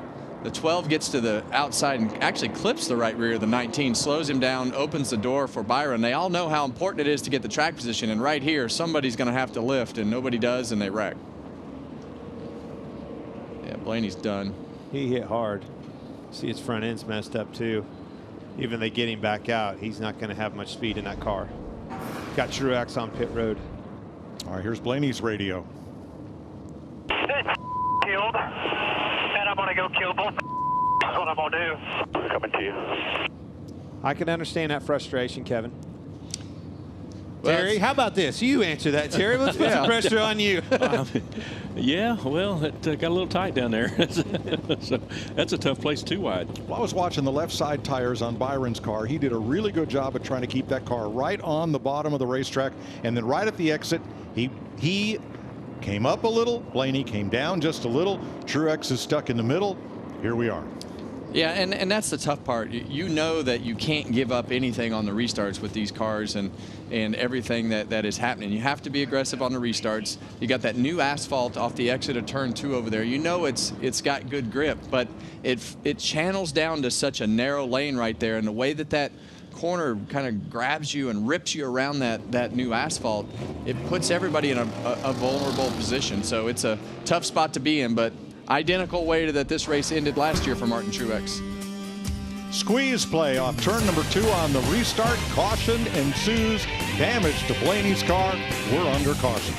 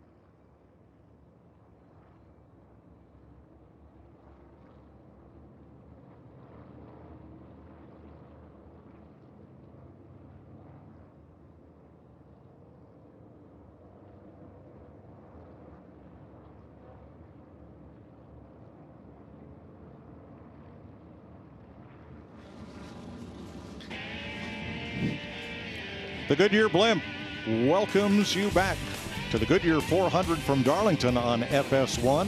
They supply our aerial coverage. Goodyear powers every lap, every mile, and every victory on the road ahead. Goodyear, more driven. Regan, how about tire wear so far? Well, Mike, a little bit interesting today. The tires have looked great coming off of the race cars, but I want you to take a look at these ones right here. This would be the right front, right rear, left rear. The left rear tires are actually what is wearing the most on these cars today. We don't oftentimes see that. That's interesting. Big part of why we're hearing all this talk about losing rear grip. But as a driver, that is a great thing. And these are Brad Keselowski's tires that came off his car a stop ago. Thanks, Regan. This caution, a good break for two drivers that took the wave around on the stage break. Derek Kraus, or on the last caution, Derek Kraus and Daniel Hemrick. They pitted this caution, and they're on the lead lap. So too now is Ryan Preece, who gets the free pass on this third caution of the day. There's the choose. And there's some damage. Yeah, that one's in tough shape right there with that big dent. Riding with Martin. You hear him check out of it. That's what, Kevin, you were alluding to it. He lifted and was a day late and $1 short. He got squeezed, got to put in a bad spot. Massive frustration with him and Blaney on that outside. There's other cars that got damaged. That Larson's car's tore up a little bit. He lost a couple positions, and the 11 of Denny Hamlin got word that he's got some nose damage. Yeah, and that's the biggest thing you don't want to happen. You don't want that nose damage. You don't want that nose to get separated from the splitter. All right, you see the 12 headed for the garage. They have exceeded the time allotted under NASCAR's damaged vehicle policy to make repairs. So I think he's going to show his displeasure right here.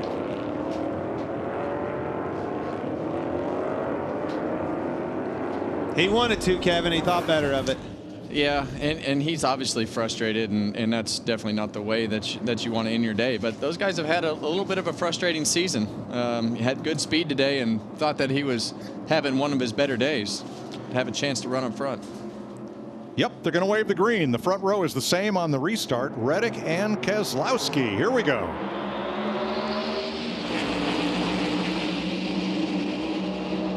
When somebody falls out, it's somebody else's fortune. Look at that Logano, Bubba Wallace up there, filling them slots. Here they come. Boy, Reddick's had great fire-off speed all day. He just launches out ahead of the field.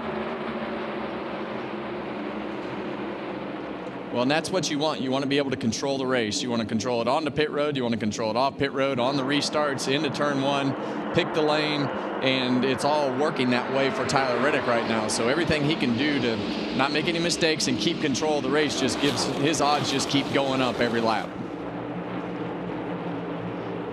Wallace Logano for 6th on your left.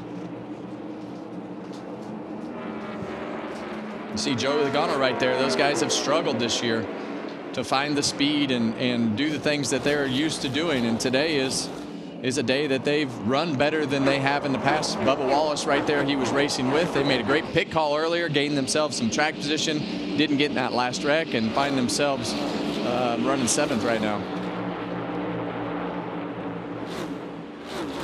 Keselowski slips up. Here comes Byron. Comes right to the back bumper of Keselowski. Front 5, single file, side by side for 6th. Byron way up high.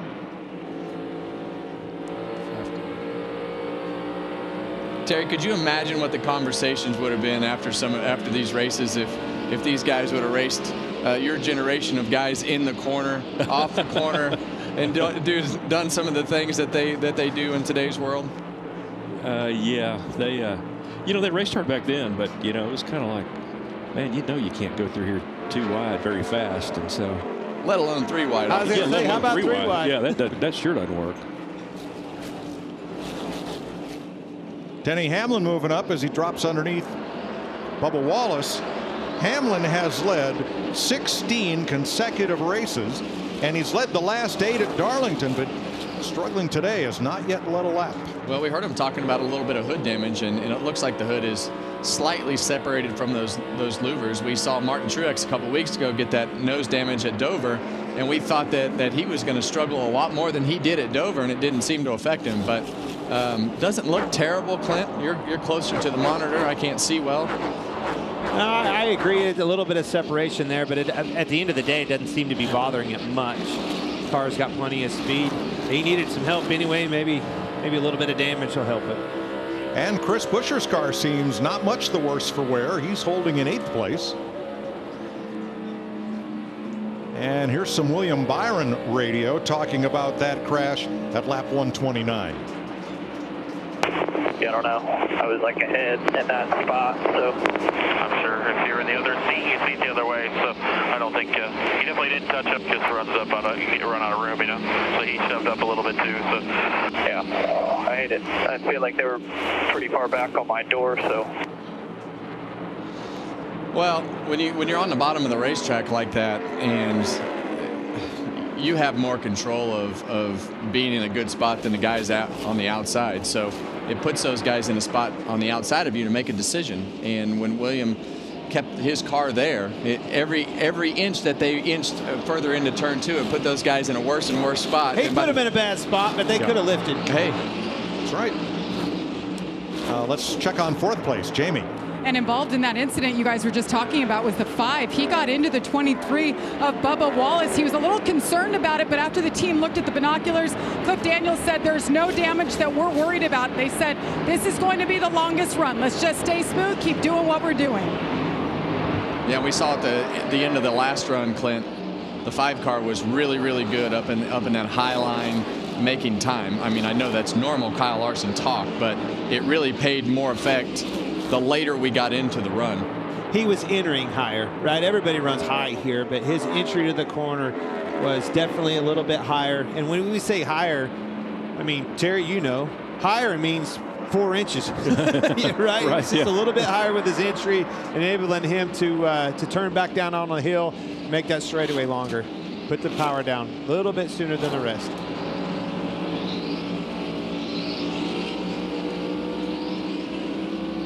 Riding here with Stenhouse, who is 1 lap in arrears and in some pretty heavy traffic there with Nemechek. All right, let's go to 7th place and Denny Hamlin. And Terry, I'm sure radio communication is a lot different from what it was back in the day. Listen to Chris Gabehart coaching his driver, Denny Hamlin. Still a long way to go. A lot of adversity. People are going to get wore out, pissed off. They can't package anybody. Got to stay cooler than them. We'll work our way up one at a time. Well, maybe that's not a lot different from what you used to hear. That's not a lot different, yeah. Yeah, you don't want to get mad out there, you know. It's a long race. Still got a long way to go, you know. So you've definitely got to take care of your car and be there at the end. It seems like that's easier to do now than it was when you won your championships. The attrition rate here, very, very low. These cars can take a beating. They don't blow up. They just go all day. Yeah, they do. And you know, this looks like a pretty tough car, and the engine failures, you just don't see them anymore. You know, it's very rare you see an engine failure, so things are a little different.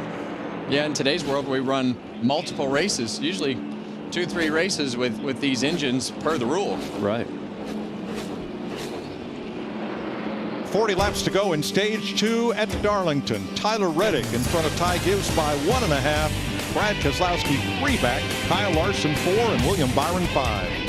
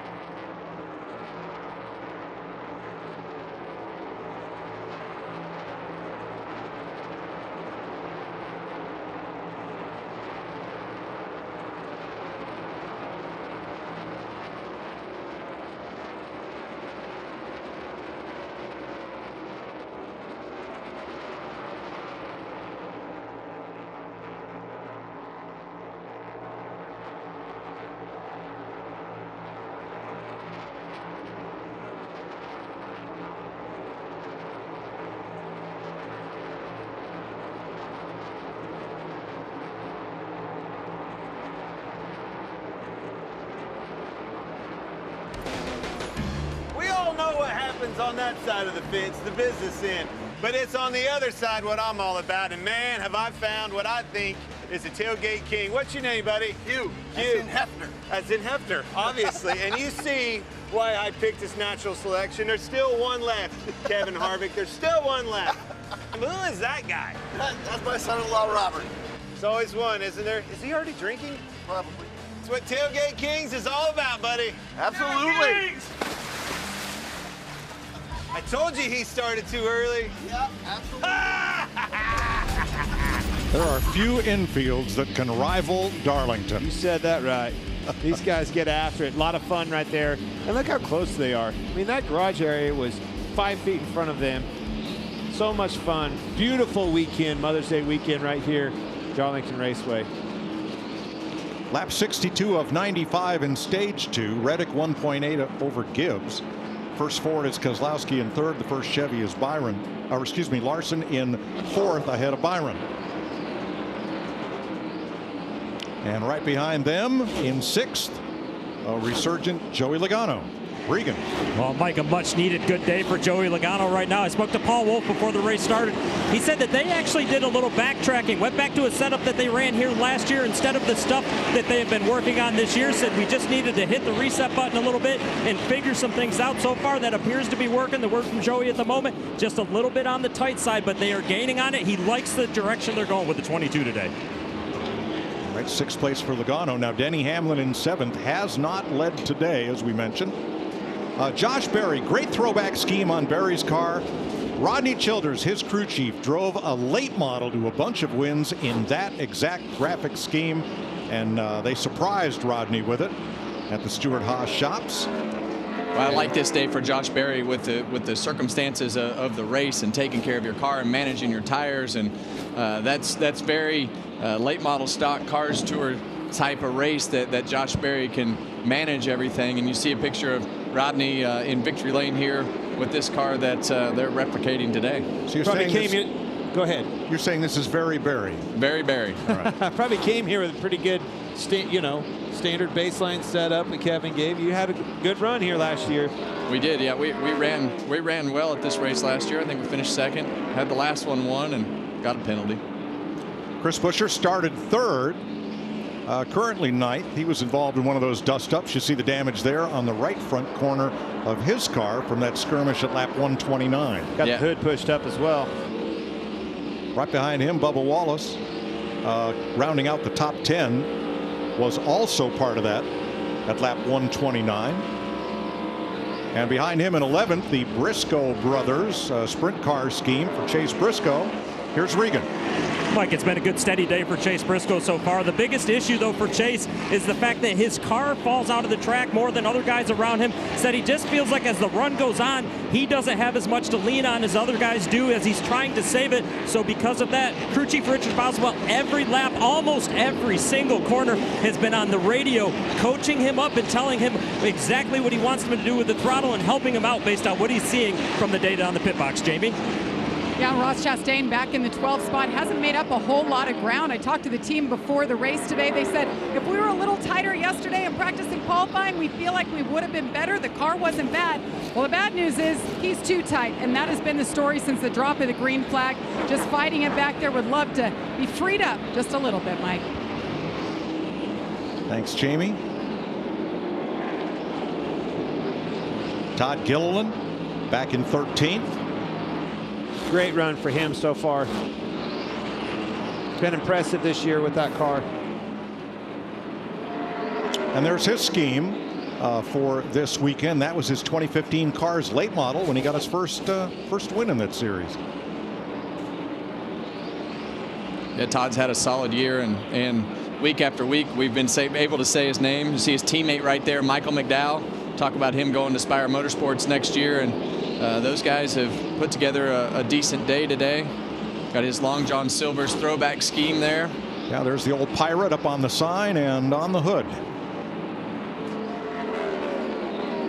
I don't know what year that's from, but they only had black and white menus. How about Noah Gragson? All the way up to 15th place. This is dead last, man. Started all the way in the trunk, come up through. He's rolling. Look at this. Not a bad day progression so far. All right, let's go to the garage and Jamie. Ryan Blaney involved in that last caution. Heard on the radio, saw you kind of drive up the track toward the 24. Obviously, you're frustrated. What happened from your perspective that puts your day at an end? I mean, I was just mad I ended up in the fence and wrecked. And he shoved it 3 wide under us and just got tight off of 2. And I got tagged and ended up getting wrecked. And,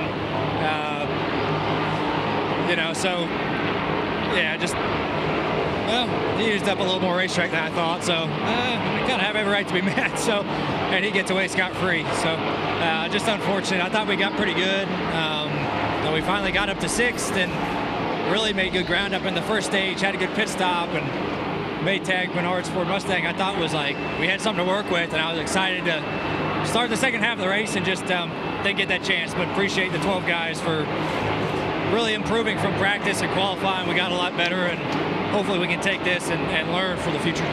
Second DNF of the season so far for Ryan Blaney. Dang.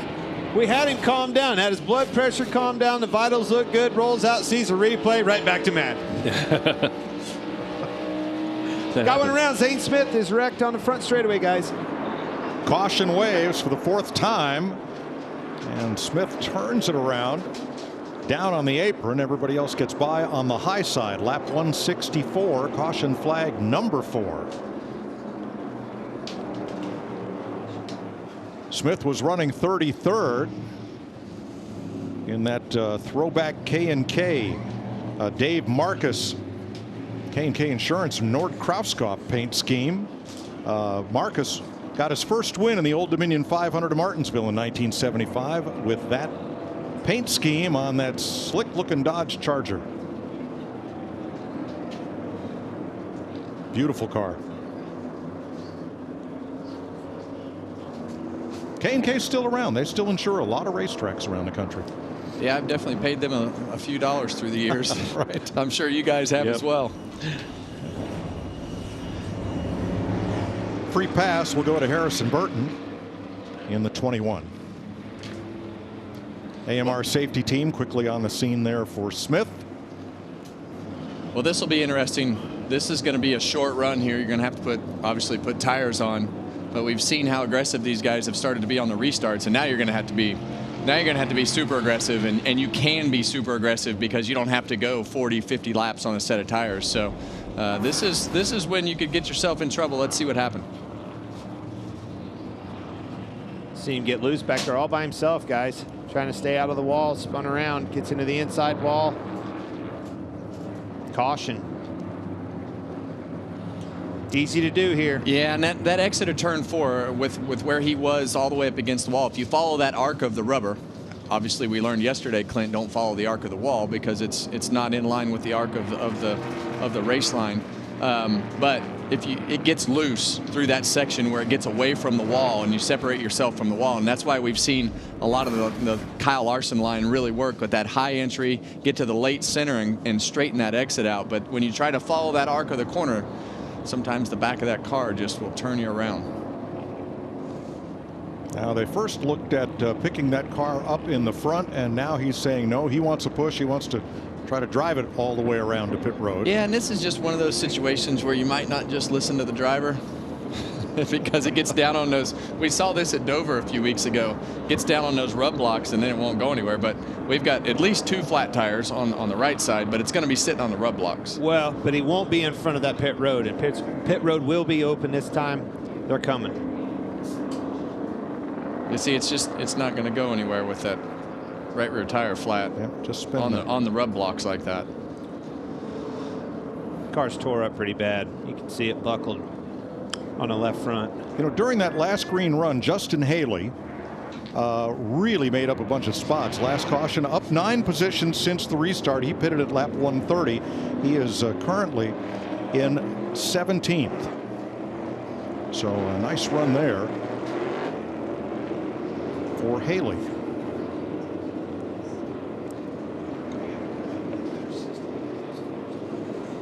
Here they come to pit road. Jamie. What a solid day it's been for young Ty Gibbs. Been a little bit free overall, so every stop they've been adjusting on that. That'll be the same this time around. A little air pressure adjustment already made. A tear off there, 4 tires for him. Meanwhile, the 5 of Kyle Larson, he wasn't really focused on tire management there. Be happy to get a fresh set here. A little bit tight, but overall good on the long run, Regan. Brad Keselowski liked the balance better this run than the prior run. Keep in mind he has been loose. Felt like he had more takeoff speed. It stayed with him longer. They are going to make an air pressure adjustment for this short run that's expected. And Tyler Reddick in the 45 car lost more rear grip than front grip when he got to the traffic. He was just keeping him updated as to what his car is doing. Boy, there's your race off pit road. That's close. But Reddick gives Keselowski hold station. There they are at the line. Whew, that's close. Good thing he had that first stall.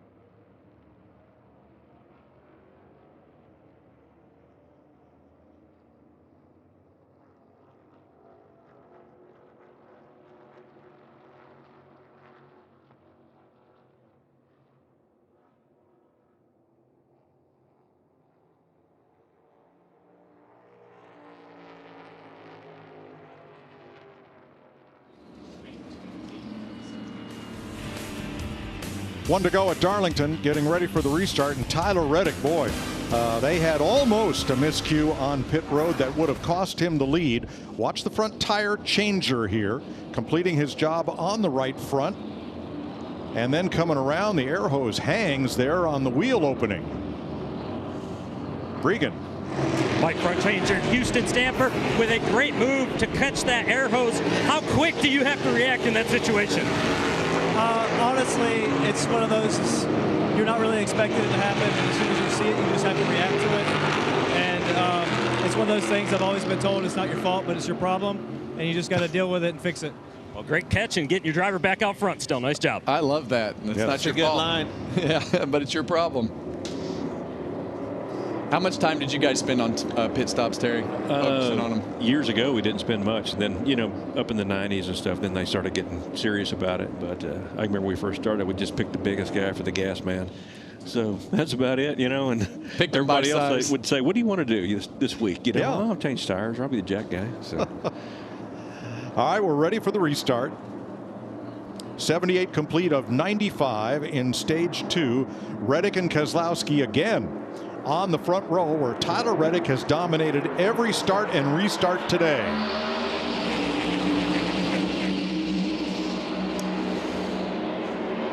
Well, you see Brad Keselowski be a little more aggressive with the side draft right there, and he's kept himself in a better position, but this is when it gets tight coming off of turn 2.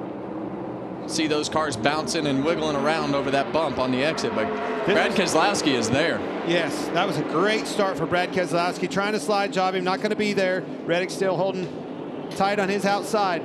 Here they come off of 4. Well, they both know this is a short run. You see them bang doors a little bit right there. They both know they don't have to take care of their tires, but they also know how important it is to get not only stage points, but track position and control this race. Careful off of 2. Keselowski has led 1 lap today as he falls in line behind Reddick, who's now led more laps at Darlington than any other track in his career. Well, we talk about Tyler Reddick and how good he is at running that top line. And I believe that is one reason that stat is true here, because that top line is so important. But he's doing a great job of defending himself up in the front right now. Joey Logano up into the top 4.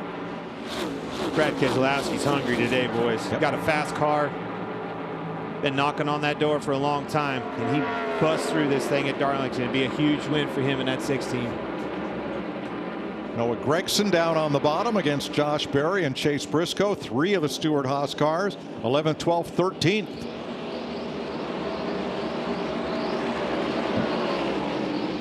Todd Gilliland joins that party. Well, and that's the problem when Noah didn't finish that pass. It put him in position to be vulnerable up the corner, killed his straightaway speed, and that put him in position to have to defend his position with Todd Gilliland on the outside right there, close to a mess right there. Yes, to a caution. Alex Bowman right with them in that Jimmy Johnson livery, number 48 for Hendrick Motorsports. Another win. Yes. Yep, clearly. Jamie. Problems continue for Martin Truex Jr., who's back in the 23rd position. He's saying that the alternator is acting up. He's now turned off everything that he possibly can to save it until the stage ends. So, Kevin, what exactly can he do to help preserve that car, that engine, until the end? Well, the only thing he can do is turn everything off, which is not good in these scenarios. I would consider today the first really hot day that we've had. Most work for the drivers inside the car that they've had all year. Luckily, it's only a 400-mile race, but he's going to have to turn his brake fans off. He's going to have to turn his cool suit off, everything that helps him stay cool inside the car. So it's going to be a long rest of the race for Truex, turning all those switches off. Did you have cool suits in your day, Terry? No, sir. No cool suits? No. Hand out the window. They weigh too much. And that's the interesting thing about today's world. Without that cool suit, on a day like today, you almost can't survive inside of these cars because of how hot it is. They've just become so much hotter. Advent Health Cam for Eric Jones in his first race back after that Talladega accident and hairline vertebrae fracture. And Tyler Reddick out front with the monster cam on board his number 45. Yeah, and you hear him shift gears down the front straightaway right there into 5th gear. He'll stay in 5th gear all the way through turns 1 and 2. It's kind of an option. As you get later in the run on the fall off, you'll probably downshift to 4th just to help the car turn into turn 1, but you'll hear him downshift into turn 3 right here. All about timing to keep from sliding up the hill too fast. Throttle back up. You hear him off the throttle, on the throttle, off the throttle. Just give it as much partial throttle as it'll take to keep that mid-corner speed up. So Tyler Reddick, one of the best at it when it comes running that high line. Zane Smith checked and released at the Infield Care Center after crashing at lap 164. He and Ryan Blaney, the only 2 cars out of the race. Here's Bubba Wallace in 9th. You heard that downshift, Terry. That's something that's new today's day and age. You ever imagine a day where we're shifting at Darlington? No. I can remember the first time we shifted at Pocono, and NASCAR came and thought we had a 5-speed transmission or something. But we actually were one of the first teams to try shifting at Pocono. And did it work that day? Were you on to something? I don't know if it did or not. It didn't seem much faster to me. But. Yeah. Well, I do recall you and Ricky Rudd being the best of the road racers in NASCAR in that era. Yeah, that was back in the day when you had to know how to shift gears, and you had to heel and toe it and match your RPMs and things like that, or you tear the transmission out. But it's unlike today. The transmission they have today, you just jam it in gear now. There are still days that every time I would get in this car, I would have to sit and think, okay, up, down, up, down. Yeah. Because, I spent my whole life first, second, third, fourth in the H pattern. And to the last day that I drove this car, I had to think about how I shifted. It was such a mental shift in so many things, but the shifting was a difficult thing to manage. You're not the only one, Kevin. I mean, we've seen it several times, especially when somebody's racing both, right? When they're running Xfinity Series on Saturday, crossing that gate with the H pattern, and then, you know, move to the Cup Series with this transmission. But it's like a motorcycle, right? All the way up, all the way down. Yeah, as we were on board right there, you could really see how much work Ryan Preece was doing inside that car. Justin Haley. Up to 13th now. Having a great day. We talk about him sporadically as we go throughout the season, but he does such a great job of managing his equipment. And he has one of the two most creative campaigns for the fan vote for the All-Star race, the Hail Yes campaign. Yeah. I would say he and Carson Hocevar, the Vote for Pedro campaign, are probably leading the league in that, and they're both in the top 10 vote getters right now, folks. Still plenty of time for you to cast your vote for a driver not yet in the NASCAR All-Star race next week at North Wilkesboro. One car that we have just not seen today, Kevin, that I thought was really fast in practice is Christopher Bell. And he has been, what, he's 23rd right now, mired back in traffic, struggling on this racetrack after a good practice session. We both thought his speed was good, and it's just not the case. Well, this track can change so much with temperature and all the things that we have going on, and obviously they have missed it today, but this is definitely the worst that they've run today. Well, all right. And then the other car that we were talking about him earlier in the day, but he is slowly but surely, with these cautions at the pit stops, making a better day out of this for themselves, is Chase Elliott in the 9 car, up to 16th. Well, that's how they've been all year. But as you see, Kyle Busch bounce off Christopher Bell's door right there. But Chase Elliott and his team, they've done a great job of just grinding weekends out. He's been very quiet about it, but they've been 5 of the last 6 in the top 5. All right, 2 to go in the stage. For stage 2, Reddick leading Keselowski by a second. Gibbs 1 3/4 back.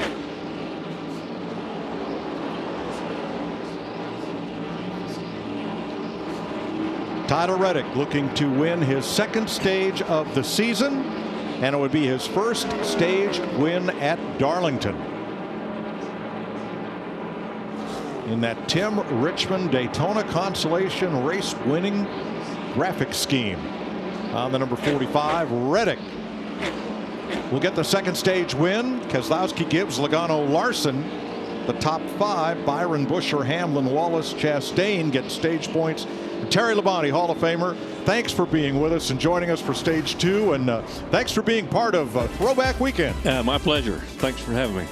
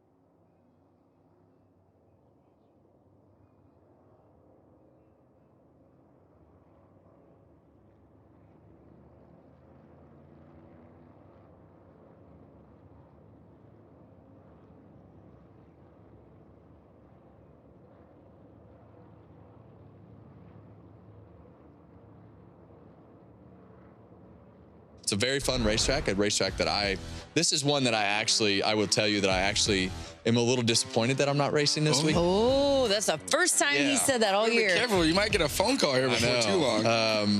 Darlington, you didn't have to worry, at this point in the season, you knew if your car was good or bad. If your car was bad, going to Darlington, you still had a chance. Yeah. Because you could make a difference with the way that you drove the car and kind of some of your old characteristics of things that you were looking for in the car. And this is just one of those places that you could make a difference, and a bigger difference than most other places. Kevin Harvick's Happy Hour, new episode every Tuesday and Thursday, wherever you get your podcast, presented by NASCAR on Fox. Always a fun time here at Darlington. It's definitely a racetrack that I have enjoyed through the years. Kind of a love-hate relationship. First several years, it kind of took a while to get going, but once we did, had a lot of success here, had a lot of fun driving, always a challenge every lap. Clint, you ever make peace with this place? I ran well here, and just like we've been preaching about all weekend long, I couldn't finish. Then the last 50 laps, it would always unravel. I could run in the top 5, have great days going, literally telling myself, just ride right here. Came off one time, come off at 4. We caught a lapper, you and I shot over and hit the inside wall. I'll never forget that. I blew up here like 3 times, overheating with rubber in the grill. Just had terrible luck finishing the deal. Well, stage points today, Tyler Reddick, Brad Keselowski, Ty Gibbs, 17 each. Kyle Larson, 16. Got some bad news from the statistic department. There's 3 kinds of facts. There's lies, there's gosh darn lies, and then there are statistics. Well, don't be doing any capping right here, Mike. Oh, no, but no capping. No stage 2 winner has yet to finish better than 25th at Darlington in this new generation car. That's the statistic. I think that's about to change. That's pretty sus. Change is good. That's right.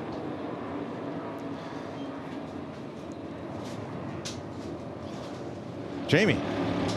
Oh, adjustments every single stop for the 54. He's been loose all day long. They've been adjusting. Now he's too tight. They're going to go back halfway on that air pressure adjustment in the 54. Meanwhile, Kyle Larson, like the adjustments they made last time, 4 tire stop here, relying on the pit crew to get it done and maybe gain him a spot or 2 here. We'll have to wait in moments. Regan. Brad Keselowski bouncing a little bit too much on entry this run. That's causing him to get loose from the center to the exit in the 45. And Tyler Reddick is really good with his balance right now. He likes it. A little bit of brake shake, though, something to keep an eye on. Well, it's not the yellow line. It's because the yellow line is the speed line. It's that white line that they measure to. This 6 bunch keeps getting better with these pit stops. They're going to beat that 45 out of that number 1 stall. Oh, they're getting closer, aren't they? Hear me out. I don't think so. Hear me out. And that's no cap. That's no cap, Mike. That's ridiculous.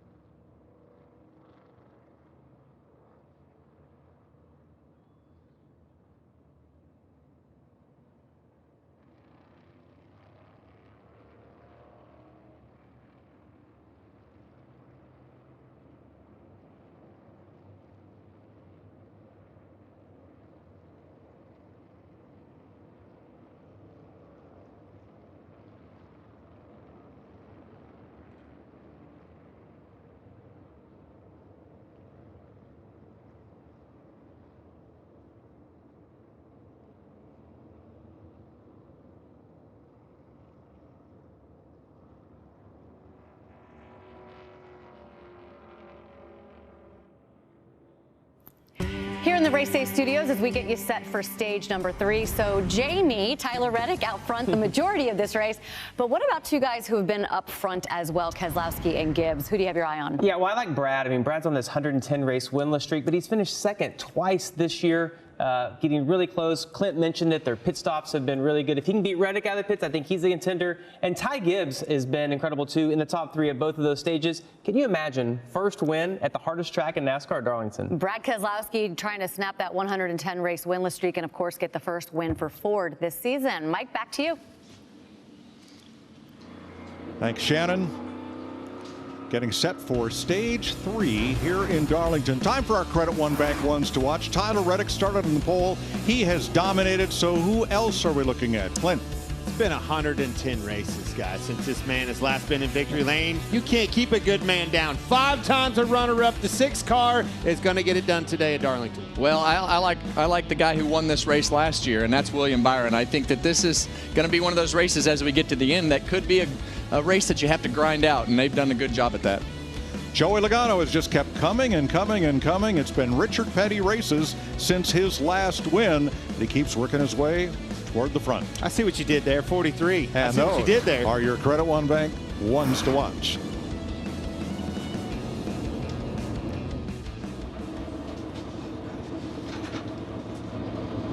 Eric Jones hard at work. There's the Advent Health Cam. Testing that back out, boys.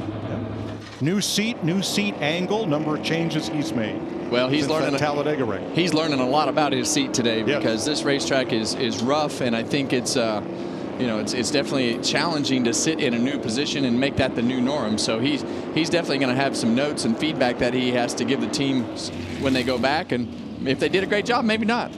And this just in from the stats department. Don't count Denny Hamlin out just yet.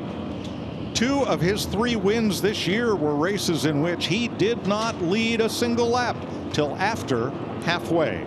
And we all know after halfway in these races, it takes 1 caution and all hell breaks loose. It's happened last week. It's happened the week before that. It happens all the time with this Cup Series and these cars. Restarts get chaotic. 1 caution upsets the apple cart. All right, on the last restart, Brad Keselowski went into turn 1 right even with Tyler Reddick. Looked like he might have had a chance to steal the lead. It didn't happen. Yeah, well, watch these guys when they come down the straightaway this time. They're both going to try to be, they want to get the guy up the straightaway or down the straightaway, so they kind of met in the middle last time, and Brad did a great job of keeping himself side by side through turns 1 and 2.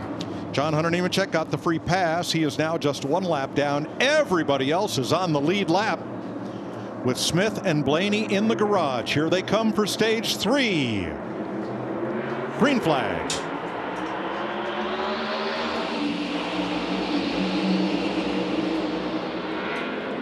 Oh, they're banging. Put some pressure on him. 3 Here comes Larson looking at the inside. Yeah, and you see Brad Keselowski just kind of give that position up. Not yet. Almost. Not so fast. Still holding on the outside. Here comes a big push. William Byron going around them both. Byron again 3 wide, way deep on the bottom, but has to back out.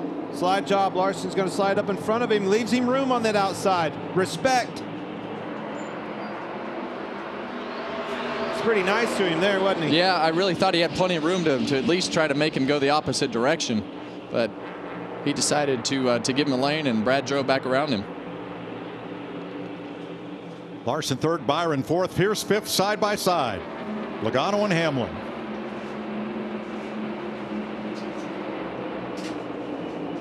Three wide right behind them. Busher down to the inside, Bubba Wallace with Gibbs up top.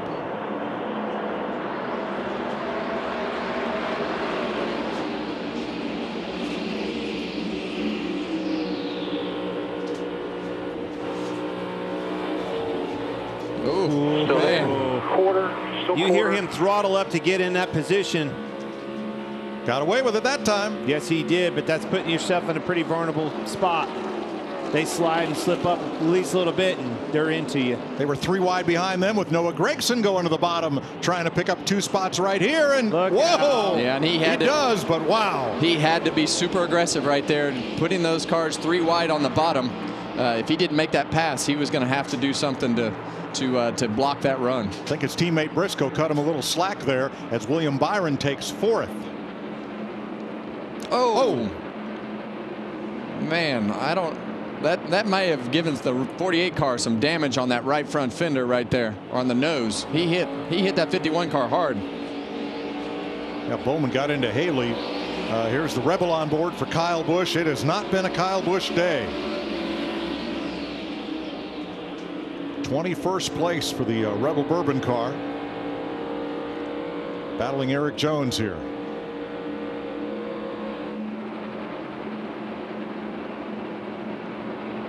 Eighth place, Wallace and Busher.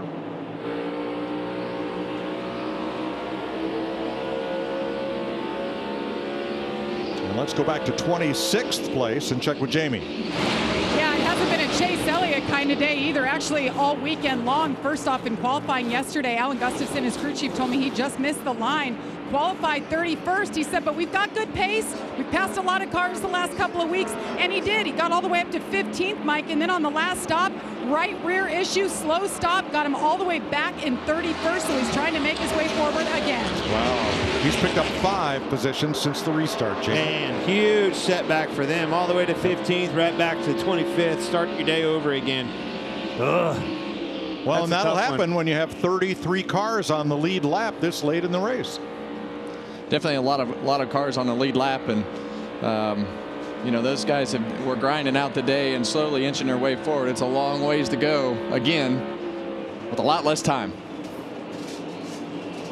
But this is the longest of the 3 stages. The first was 90, the second was 95, and this is 108 laps for stage 3. As we have a look at today's Protecting the Lead, sponsored by Armor All. This has to be Tyler Reddick. Who else has done a good job of protecting the lead today? Well, what they should do is we should have shown the exit of pit road, because he's done a good job right here on the restarts with his car on the track. But that first pit stall has saved his pit crew a few times today. I agree. Hey, you can't put enough emphasis on qualifying. That's why, again, Kevin, you said it. Keselowski was frustrated. Saw him throw his glove down. He thought he was on that pole. Miss it by just a little bit to Reddick, and it's cost him every exit of pit road. I'll never forget when I went to Stewart-Haas Racing, and I used to tell Rodney Childers, I said, you know, I'm just not a good qualifier. He's like, well, we're going to change that trend because we can't qualify bad. And the race starts on what used to be Friday, starts on Saturday now, to try to put yourself in the front of the pack, because if your car's off, it gives you time to adjust it. You don't, if you fall off and you go to, you know, 10th or 12th place, and if you're not starting 12th or 15th, then you're not falling back as far. So qualifying good puts you in a good position to do a lot of things better and gives you a cushion for the start of the event. Well, Tyler Reddick started on the pole, and he has led 145 of the 203 laps so far here in Darlington.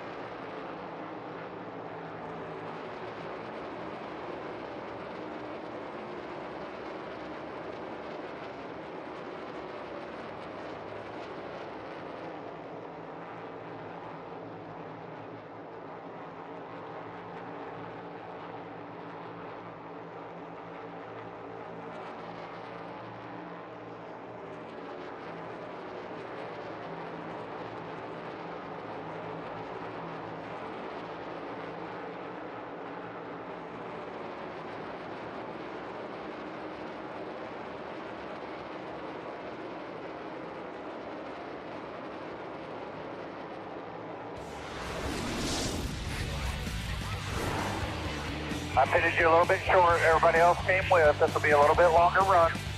Get us a good restart here and then settle empty smart. Got to pick them away one at a time. Denny, do you feel like in reasonable air it was tight from lap 1, or did it migrate that way, or help me a little bit with that? It stayed consistently tight the entire time. If the air were cleaner, definitely it would be better. The splitter looks fine. There's one spot that's maybe gapped a little bit. In my experience, this isn't terrible. Not ideal, but definitely not terrible by any stretch. Denny Hamlin currently in 6th place. 6.5 seconds off the lead. Joey Logano 5th, William Byron 4th, Kyle Larson 3rd, Brad Keselowski 2nd, and Tyler Reddick One thing that you'll notice right here as these cars go through turns 3 and 4, you're going to see that shade start to creep in up next to the wall. And as that shade creeps in up next to the wall, that track, the track temp is going to start to go down. So that top lane is going to be gains grip when that goes down. Going to be gaining a little grip. Yep. See this shade right here? It also makes the depth perception of where that wall is start to change as that sun starts to get lower. You start to go from sun on the back straightaway to the shadow, and it just becomes a little bit more difficult to judge that speed and not hit the wall. Yeah, especially getting into 3. We'll drive right into it if you're not careful. Plus, driving into 3, aren't you driving straight into the sun? Yeah, well, you can kind of see how the glare has started to change, but as the sun gets lower, that glare will get worse, and this is obviously a lot better than the windshield of the car. But you can see that sun on his eyes, how it goes in and out, and you can imagine your eyes start to dilate and adjust for different types of light. And that was something that always really bothered me as I got older and started to put the glasses on. That helped that, but you'll see as he goes down the back straightaway, when you look at his eyes there, you really start to see the sun go in and out. But watch the shadow of the Earnhardt Towers right there. See, right as you get into the wall, you're picking that shadow up as well. A lot of different things that are taking your concentration off of that wall, which is the focal point for sure. Clint, would your mom like a Sunday crank it up on Mother's Day? How about you, Mom? You want to crank it up for your Mother's Day? I love you. Love all you mothers out there, everything you do for us. Crank it up, baby.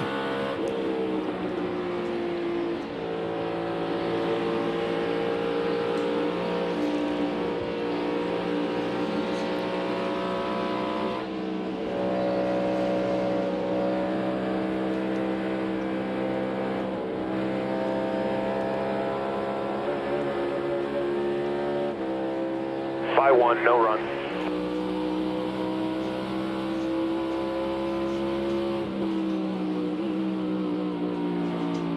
Inside the 20. Still even. Clear. Clear.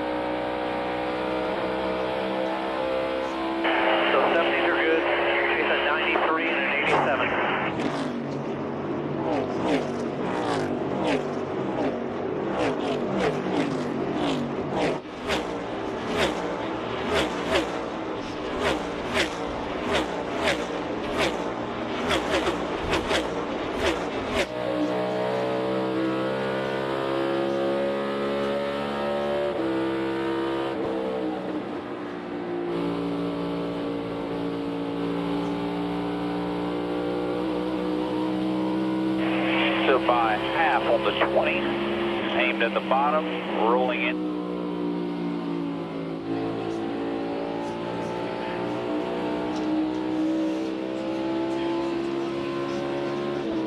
Copy. I just got a focus right here. So you make the call, I'll ride with you.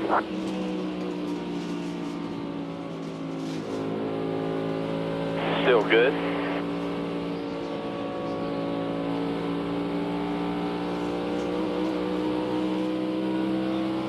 5-1 on the 99. Inside.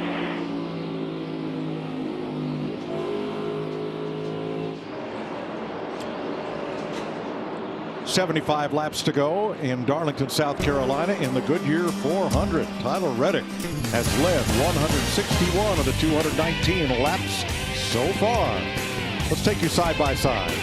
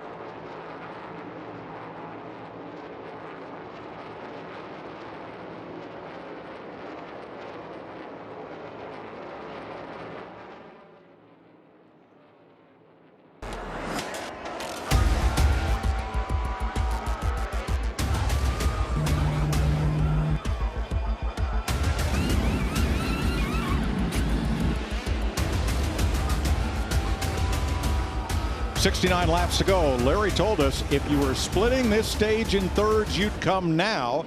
And that is what Kyle Busch has done. You got a ways to go if you're just going to make one stop in this stage. Kyle Busch was 21st when he made his stop. Well, the lead's getting tight. 46 underneath the 45 right there on the bottom of the racetrack, and we see lap cars in front of him, Clint, and that makes it difficult, and we really get to see whose car is actually handling better once you get the traffic. If you're the 6, that's the opportunity you're looking for. He gets into him a little bit. Has to settle back in line here. These guys are racing for position. They're not going to just yield this position to Reddick. He's going to have to earn it. And here comes 6 again on the bottom. 3 wide. Careful. He's going to get it. Hemrick trying to stay on the tail end of the lead lap in the 31. New leader, Brad Keselowski, for the second time today.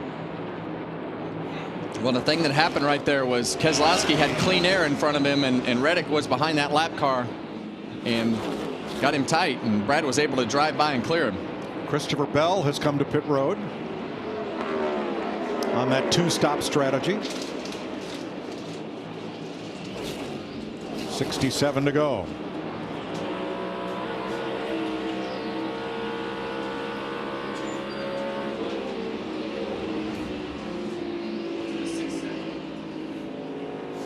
Chase Elliott is in, so is Martin Truex.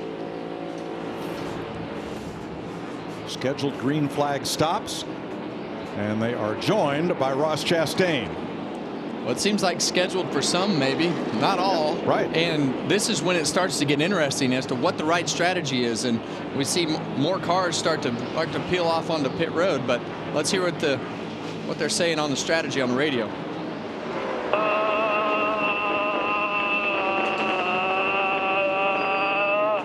I know you're frustrated. Just lock in, man. Some guys will be starting 2 stops here. Some guys will be starting 1 stop in a few laps. So, it's important to get all we can for these last few. And that's exactly what's happening, too. You're seeing the 2 stops. The guys are going to try 2 stops. They're already been on pit road. These guys, the other guys are going to go to somewhere around, I would say, 240 to 242, around in there, 10 more laps. Maybe 235, Larry's saying. Ricky Stenhouse has made a stop as well. But most of the leaders, let's say the first 27 cars, are still on the racetrack. Comes Busher down pit road.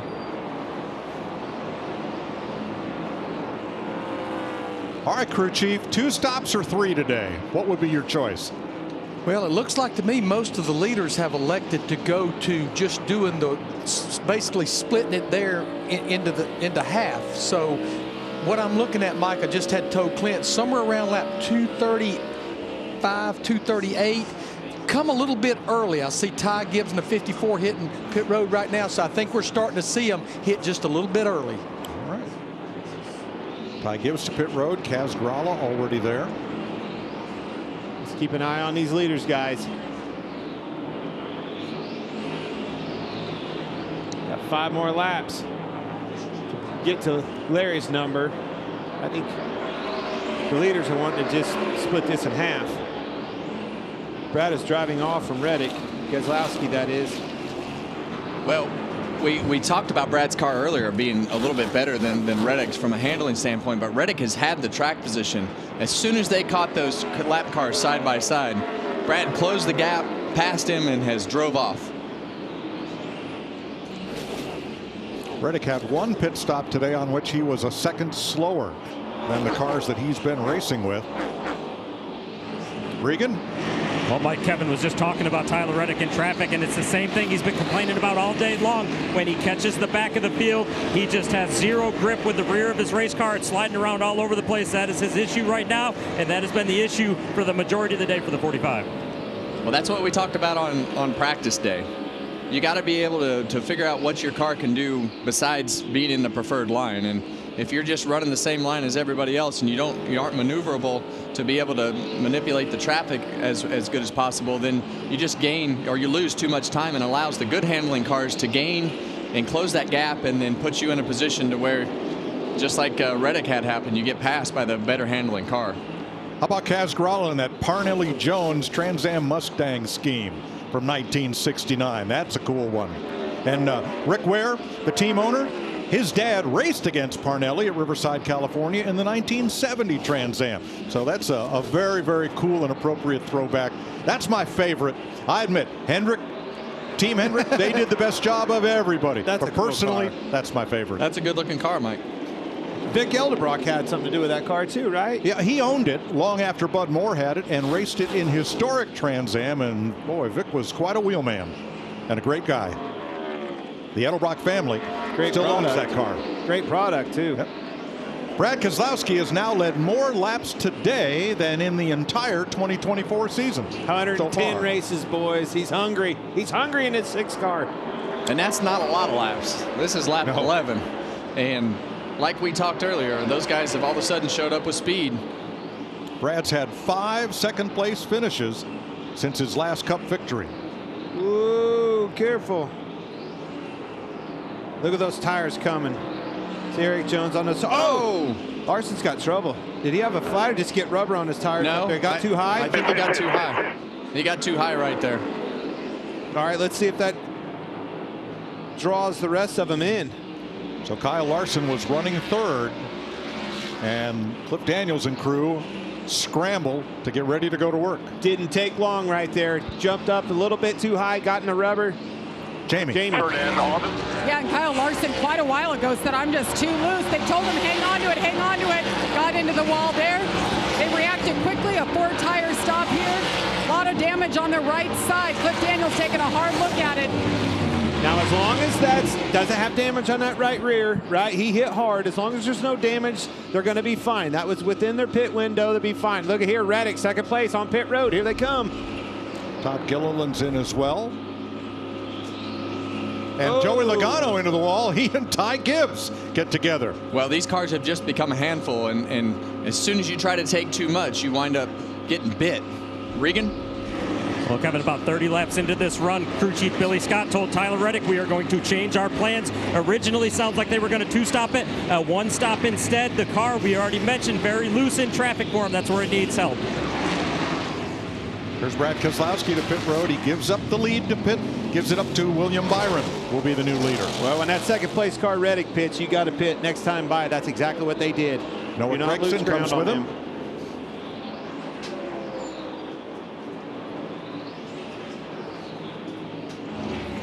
Regan. Brad Keselowski in the 6 car. We mentioned early on in the race that they worked on that car to make it better on the long runs after practice yesterday. Still seems to be working. Brad has been quiet on the radio this time, very happy with it. The 22 of Joey Logano, he started this run too loose. It has stayed too loose, continuing to buzz the right rear tire for him right now. Bubba Wallace in, so is Bowman. Logano away. Byron works his way underneath the 3 of Austin Dillon there. We're starting to hear a lot of loose, guys. A lot of loose. Here comes Byron. McDowell to pit road. Corey LaJoie is in. This should bring the rest of the field here.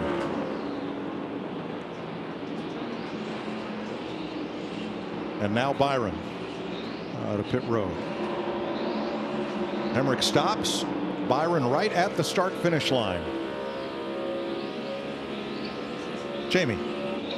William Byron in his beautiful throwback to Jeff Gordon just led his first laps of the day. He was extremely loose. Rudy Fugle said just hang on to it. This two-stop strategy should work for us, Regan. Denny Hamlin in the 11 car started off too tight with the run and stays too tight too long. He wants to be freed up just a little bit. It's about 20 laps in before it comes to him. And the leader becomes Barney Fife, or is it Buford T. Justice? It is Carson Hocevar. Here's your leader right here, unless the caution comes out, but there's the lead. All right, Gibbs pitted 8 laps before your Brad Keselowski. There comes the pass for back what will be the lead without a caution, right? Keselowski pitting right after that Reddick pulled in, drew them in, did a good job so far. Everything's A-okay. Well, it may be a while before they get the lead because Hocevar and Suarez on that 2-stop strategy, along with Derek Kraus further down in the lead lap. Carson Hocevar is the leader, but he's about a second and a half slower than Brad Keselowski right now. Well, right now you don't want to give it. You want to give up as little time as possible. So this is all about a time game with these. Could be 2 strategies if it's not, but these guys racing, catching lap traffic, and Brad wants to put all the distance that he can in case this all works out to a different strategy. During pre-race, Hocevar had a red bubblegum machine flashing light on the roof of his car, just like every Michigan State trooper has. And it's National Police Week. That's what they're celebrating on Carson Hocevar's car as Brad Keselowski goes past to take the lead. And Hocevar takes the pits.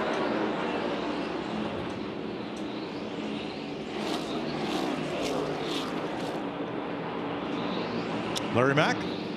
Yeah, I'm looking at Ty Gibbs in that 54 car. As mentioned, pitted about 8 laps earlier, but he pitted with 63 laps to go. I think Chris Gale, the crew chief, was banking on more people doing a 2-stop strategy. I just don't know about running 63 laps without stopping again. I'm not sure that's going to work. Well, they must be counting on a caution. Well, and we go back to that radio transmission, right? They were just in a tough spot because it seemed like the feedback he was getting from Ty was just that the car was really, really difficult to drive, and they wound up coming to pit road. So we'll see how this works out. Well, here's how it worked out for this round of green flag stops. Before the stops, Keselowski had a 2-second lead over Tyler Reddick. Now, after pit stops, Keselowski's out in front by just 0.4 of a second.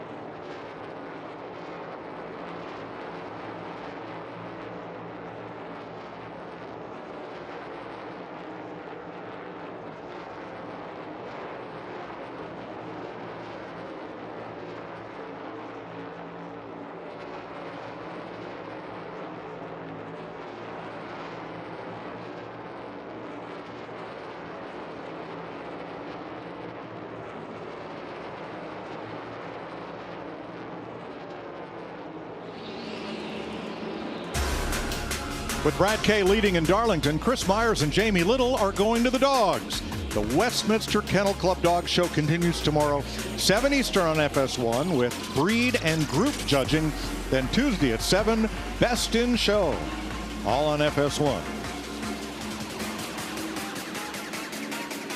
Great to have the Goodyear airship with us here at Darlington. Got some providing guys. Our aerial coverage, powering every mile and every moment on NASCAR's road to victory. Goodyear, more driven. Well, we saw the 5 car into the wall off of 2, and another car into the wall off of 2 was Kyle Busch. Kyle Busch hit it hard enough. He pitted. I don't know. I don't see the speed out of Larson's car that we saw. Here's Kyle Busch. Yeah, when you're behind those cars like that and you get up high out of the groove right there and you get tight turning down the hill into turn 2, and when you miss that mark, it sucks you in like a magnet right there when you get up into the rubber debris. Hearing a lot of guys complaining about their cars getting loose, Kevin. Yeah, I think it's this right here. I think it's the shadow and the ambient temperature going down as well, but I think it's the track temperature going down, and those cars are, the front end starting to work better and the back of those cars are starting to get loose. Always a tricky racetrack when the sun starts to go down, that transition of daytime tight to working on all the things that you need to make the car turn in the middle of the day, and then that sun starts to go down, the shade starts to come in 3 and 4, and we've seen more guys hitting the wall, and maybe they're just getting close enough to the end of the race that they're getting more aggressive. Let's hear what the 5 has to say. Oh, he's around. Left rear. Larson in the wall. Left rear went off the bead, loose, or excuse me, flat tire. And that will bring out a caution at lap 254. Get it fired up and get stuck. It brought right back in here. Leaders just middle 1 and 2. So that changes things. Larson was 6th. He had brushed the wall earlier, and his last couple of lap times were almost a second off the leader. Yeah. Joey Logano had just passed him the lap before. You see that left rear soft already. Yep. Went off the bead right there. Yeah, the lap times fell off because I'm sure he felt that left rear tire going down, and there it went. Well, that'll crush your cornflakes.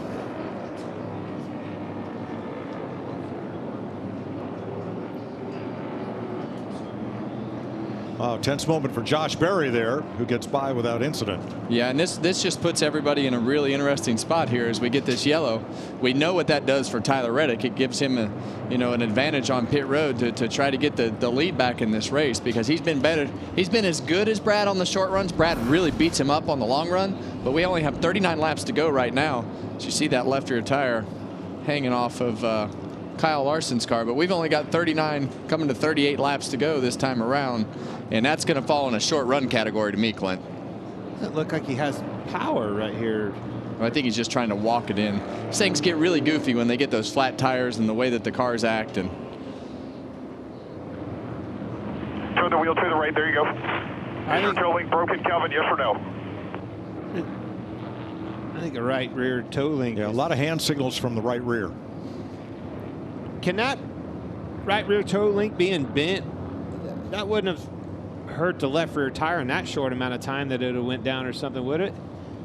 I wouldn't think It'd so. have to been bent a lot, right? Yeah, a lot. I'm going to tell you what, this caution, though, in my book, it's exactly, I know they're running 3rd and 4th. I think it's what Ty Gibbs and Chris Buescher needed, because they were going to have to go 63 to 64 laps on their tires. Well, it definitely puts them back in the game. Yes, sir. And we've seen this last year. These late race restarts, they get super aggressive. Tore up a bunch of cars last year at the end of this race on a restart, and it changed the whole complexion of who the contenders were. Well, it's certainly not what Keselowski wanted, right? They were one of the last cars to pit, and things worked out well for them. But this caution puts it right back. You know, everybody's coming down pit road, puts it right back in that man right there's hands. So 38 laps to go right now. That means the remaining distance, if we go green to the checker, will be about the average of what most teams have run today for a green flag run. And yes, there are cars like Keselowski that toward the end of that run were superior. Yeah, and I just think I think it's going to get aggressive, Mike. I don't know that we've seen the last caution here, but the 45 crew is going to have to be faster on this pit stop, because now they're giving up a car length coming in second, and we've seen them just barely beat Brad Keselowski off of pit road. So now they're going to have to be better this pit stop in order to get the lead back. So who is your best value pick for your fantasy league? Ryan Preece, who started out back, currently 20th. Harrison Burton, who started in the last row, currently 23rd. Gregson. Or Noah Gragson, who started last and is up to 13th. Jamie. Ty Gibbs comes in from third position, led 34 laps today. After being tight, the Ming Toulouse, he says the car feels good. The 24 really, really tight. He said, I need more quiet on the radio. I'm having a hard time focusing. I keep hitting the wall. They need to free him up just a little bit and be quiet. Regan. They asked Brad Keselowski what he needed. He said, I need the lead and I need ride quality on the exit of turn 2 when we get the lead. As for the 45 of Tyler Reddick, he wants them to tighten him up some. He thinks they're going to get to that traffic, and he's going to need help when they do. All right, here comes Brad rolling down pit road. They send Reddick, and he's going to get it. Oh, that's close. Well, that's all qualifying, buddy. I mean. Yep. That qualifying session close. for Tyler Reddick has paid off time after time today, and we've covered it every time. You don't have to go. You don't have to go far. Knew it. Yep.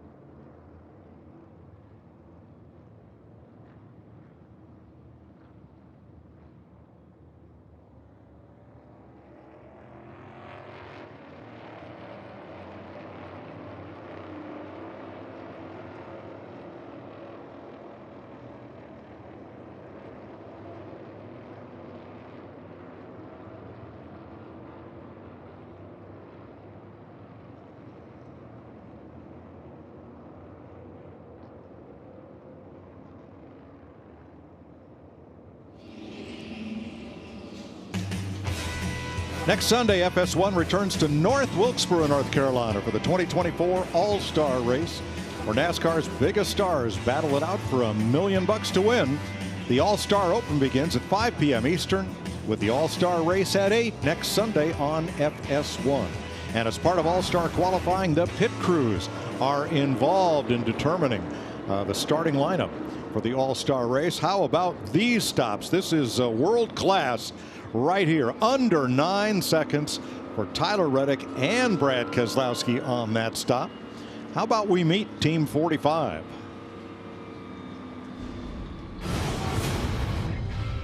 Houston Stamper, front tire changer, former college wide receiver. Just started my 19th season. My best victories are my kids at home and my wife. Devin Del Rico, rear tire changer, Upper Marlboro, Maryland, 2-time Xfinity Series champion. Wade Moore, Cleveland, North Carolina, tire carrier, former player in the Washington Nationals organization, proud dad to Sawyer, Sturgill, and Jackson. Nathan Ricketts, Jackman, Holland, Michigan, Central Michigan linebacker. Brian Deal, gas man, former soccer player, 2017 NASCAR Cup Series champion with Furniture Row Racing, and Martin Truex Jr., proud dad to Gage and Quinn. There's Billy Scott, the crew chief. Nick Payne, the spotter, up on the roof. And there's Billy Scott's resume. Upper Marlboro, Maryland. Used to be a racetrack there. There was a short oval and a Trans Am road course. Look how close this is. I mean, all day long. These two have fought it out on pit road. Now, last green flag run, it took Keselowski 33 laps to get by Reddick after the last restart. We're going to restart here with what, 34 laps to go. Taking the question right out of my mouth, Mike. Kevin, 34 laps to go. Been 110 races since you've won last. It's time to get aggressive. It's time to get dirty. Dirty, you call it? Darn right. I would be very aggressive on this restart. I think if he gets beat on the restart here, it's going to take him that many laps, because it seems like Reddick's car has been good enough to hold him off until you get late into those runs. So you got to know that coming to pit road, you're probably going to get beat off of pit road. So I think you got to get right on the edge of being too dirty. You saw Kyle Larson's car being hauled into the Cale Yarborough garage here at Darlington. They wanted to continue, but Larson said, I can't drive it. I can't steer it. Watching these races back last year, Chastain and Larson, they started leaning on one another, eventually wrecked one another. Just like you said, it happens down there in 1 and 2. It comes off of 2 in the lead, you're in trouble. Yeah, it changed the whole complexion of the race, and I think Brad knows that. He was pretty aggressive last time, but I think he'll be more aggressive again. Windshield tear off. We saw this last week. It'll come off. That won't be an issue. A fan will get a souvenir. You have to crowd him down here. Get a good jump with him. Most laps the 2311 has ever led in a race, as Tyler Reddick brings us back to green with Brad Keselowski inside.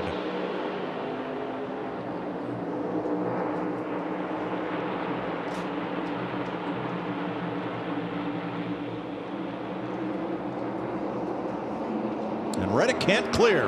Well, I think Brad knew exactly what he needed to do right there. You see him shove the 45 up the racetrack. I think Brad feels like this is what would have been his best chance to drive by Reddick on the bottom, but definitely saw him fighting for space on the entry to the corner. And here we go again. Side draft off the 45. 45 had to lift a little bit. Yes, he did. He's crowding him a little bit. Still got room. Here he's on his door. Same for Buescher in third, battling Ty Gibbs, but then Buescher pulls ahead, and now it's 6 cars together for the lead.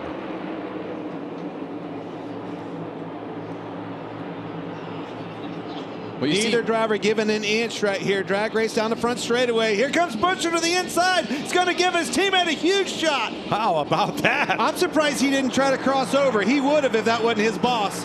Could have got a 2-for-1 right there. Man, they're going at it, Kevin. Well, both of these guys know how important that this is going to be the race for the win if the caution doesn't come back out.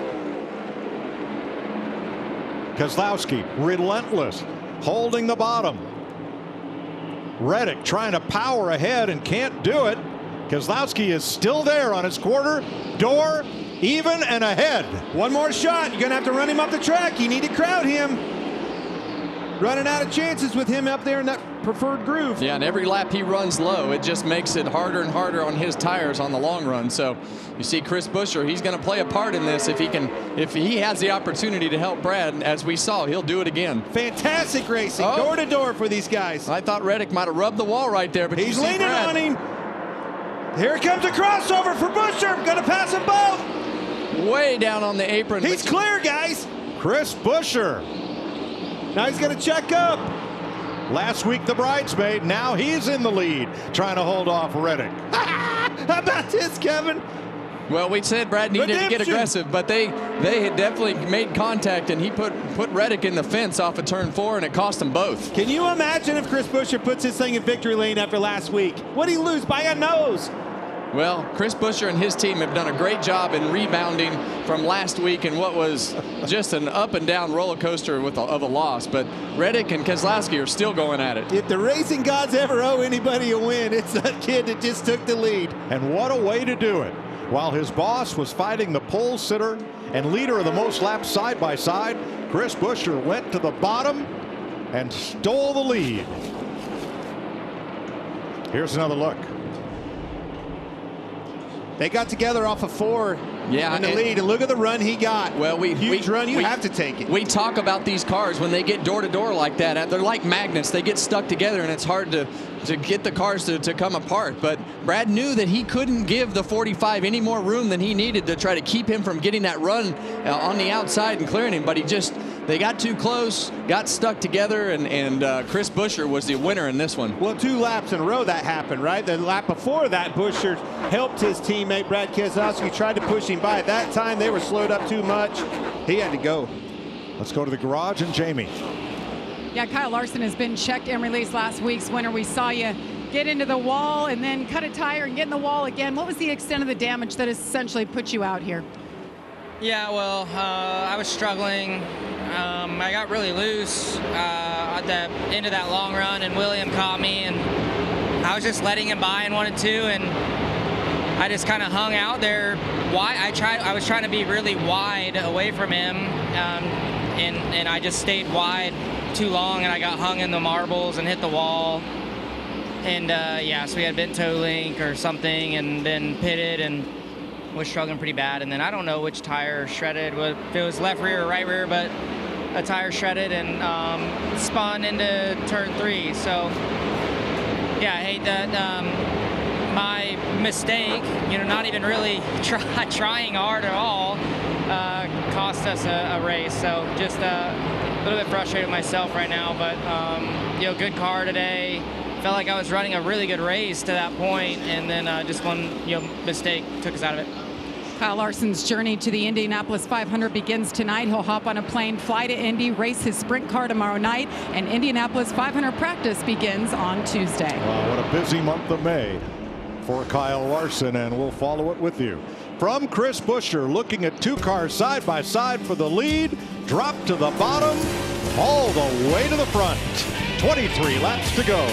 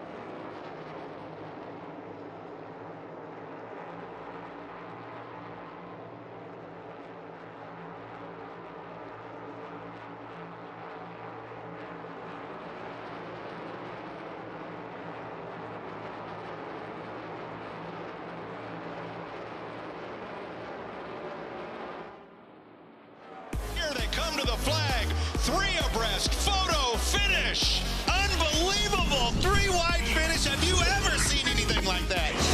3 by 3 to the line. Johnson, I have never seen anything like that. They touch. Craig, all right, what a finish. Coming to the line, clash together. I believe Buescher Hold on. It's Larson. Holy cow.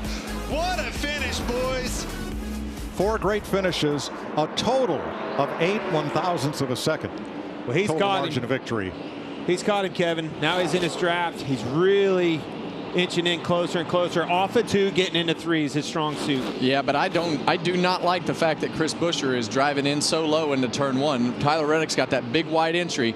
He needs to maintain. I'm talking of Reddick. He needs to maintain on this end. They're both running the same line, but watch when they go into turn 1. If Chris Buescher doesn't adjust to something into turn 1, he's going to keep giving up some space. But down there, you know, Reddick struggles because he's running the same line. But watch this. Well, he's moved up a little bit, but Reddick's still way higher, so he gets more air on the front of the car, and that arc is just different and allows him to exit different. Watch how much faster he gets into the corner, drives in deeper into 3 than Buescher, your leader. Yep, he just struggles Look at that. making up any ground. Sails it and get into 3, but he got tighter in his wake. The closer he got to him, he got tight. Buescher got back away from him a little bit. Now, most of the top 9 are all running very similar lap times. Quickest car that lap was Ty Gibbs in 4th place. But the way this race has gone, the longer this run goes, the more it favors Brad Keselowski, who's got a long run car, sitting in 3rd, 0.8 of a second off the lead. Yeah, you can really see all the options that you have on the entry to the corner. You all wind up in the same spot on the exit. But Tyler Reddick this race is not over. Regan? Well, Kevin, the last lap that came around, Chris Buescher ran a little bit quicker, but more importantly, the spotter on the radio told him, good lap, perfect change. Keep in mind, he's looking out the back mirror as well, trying to figure out exactly where he needs to be. He had the race get away from him last week in turns 3 and 4. Surely he must have learned the air blocking just a little bit better at this point. Well, he did the last lap good. He didn't do that one as good because Reddick, Buescher went back low and Reddick went high again. So now it's that cat and mouse game, Clint, that we talked about at Kansas. Where's that car behind me going to go? And Reddick, the lap before into turn 1, it looked like Buescher might have scrubbed the wall right there, Clint. Yeah, but as Reddick had to turn down off the wall, try something different. Look, that car got a lot smaller in his rear view. Moved up a little bit higher right there. It took the line away from him. That's what I like about Buescher, moving around, not giving him the same option twice. Yeah, if I was on his radio, that line that he ran this lap in the entry to turn 1 takes away that top momentum. Chris Buescher had only led 1 lap here in 13 starts before today. He's been out front for the last 17. This 6 car's catching him quick. Yeah, and as we get closer to the end of this run, the 6 car was definitely way better than both of these cars. So it wouldn't surprise me if we see big chunks of time start to be, well, you can see it right there. Brad Keselowski is driving to the back bumper of the 45 car. A 3-wide finish would not surprise me. Not you know what we've seen. I've learned that nothing surprises me up here anymore. Right. These boys are giving it. Oh, there's Reddick in the wall again. Well, we've seen in the commercial breaks, we've seen a bunch of those cars bounce off the wall. So 4 of the top 7 are Fords. Fords had 6 runner-up finishes this year, including last week, but still looking for their first victory. 3 of the first 7 are Toyotas, and the first Chevrolet, William Byron, back in 8th. Yeah, we see Chris Buescher, Brad Keselowski 1st and 3rd. Josh Berry having a great day in that 4 car running 5th. Chase Briscoe in 7th. So Fords have definitely showed up with more speed over the last few weeks. Look at that difference in top 5s. 26 for Chevrolet, 21 for Yeah, Toyota. and those top 5s, that to me is the sign of who has the speed. Yep. Keep an eye on this line getting into 1. There he goes. See, there's the difference Kevin's talking about. Buescher to the bottom. Look how he rotates. Buescher has to move up. Now he has to rotate again, allowing Reddick to drive right to his bumper. Now he's got him in the mirror, and he's going to drive it in really hard and try to put the pressure on it, getting into 3. Yeah, and what you... Here it comes, the dive bomb. He's going to try to slide him. He's going to try to slide him. Buescher got loose. Buescher got in the wall. Watch for the 6 car coming. Oh, Brad Buescher's just in wished trouble. he was close enough. Loose, and he's looking. He's mad. He's not happy. I think something's wrong. They're both in trouble. Reddick's in trouble. He's got a right rear flat. 10 to go. And Reddick fences it again. No caution yet. He's still going around there. I'm not so sure that 17 car's not got an issue as well. Yeah, he's slowing down. 17's pitting. The 6 back to the lead. Oh my gosh. Brad Keselowski, the Keezer, out front here with 8.5 to go. Let's make sure Reddick gets on pit road here. Buescher's on. Reddick's on. Barely made it. Just made it. Inside of the commit box. Okay, both those cars are off. Green, How green, green. about this? Brad Keselowski carrying the 1995 to 2000 Castrol Tom's Super GT car paint scheme. He's going to try to bring it to victory lane over Ty Gibbs. Yeah, we talked about how the complexion of this race could change in a heartbeat, and we've seen it twice now. So we've got Keselowski first, Gibbs second, Josh Berry running third. What a result for Berry over Hamlin and Briscoe. SHR with 2 of the top 5 now. Man, Reddick sent it. He sent it, boys. Well, I think what he did was he anticipated clearing him. I think he sent it in there to do a slide job and then was a little bit short. So, you know, you see Buescher down the racetrack right here, and Reddick's like, I got to go, and tries to dive it in there. And I think he wanted to slide up in front of him, but you see Buescher bounce off the wall, and he knew he needed to pinch him, just like Brad Keselowski pinched him earlier. The reason he bounced off the wall, he throttled back up and tried to stay in position, knowing he had to hit the wall. Man, both cars have right rear flats. Unbelievable. Laid it right back in Brad Keselowski's hands. 110 races it's been since he's last won. Remember when the stat guys told us the Stage 2 winner with this next-gen car had never finished better than 25th here? It bit Reddick. Yes. It did. Stat guys rule. Matt McCall, Brad Keselowski. I think all of that was set up by how hard Brad Keselowski ran the 45 on that last restart. Well, I think it. Look, the 6 and the 45, they got together and made that same mistake, and they got away with it without having flat tires. And then you see, the 17 and the 45 make contact, and they both wound up with flat right rear tires. So, the 6 and the 45 got lucky, but it worked out for Brad. Now, more bad news for Tyler Reddick. You have to have all 4 tires completely inside the commit box to have a legal pit stop. He did not. So commitment line violation, had to do a pass-through penalty. Well, we were watching it as he pitted there, and it looked close out the window. Yep. Unfortunately, he didn't. You could hear yesterday after qualifying Brad Keselowski's just unbridled desire to win and know how close they are. And it's all paid off right here today. Well, the thing that I love about Brad Keselowski is he went to RFK and said, I'm going to turn this place around. And he is that type of leader and person and has made this company better. He spent so much time working on making the company right, and he hasn't been to victory lane, but he's been fast enough to. Don't give him this win yet. This Gibbs is coming. Ty Gibbs is coming, ladies and gentlemen. The last lap, Gibbs was 3/10 faster. He's 3/4 of a second behind with 3 to go. Well, I'm bad at math, Mike.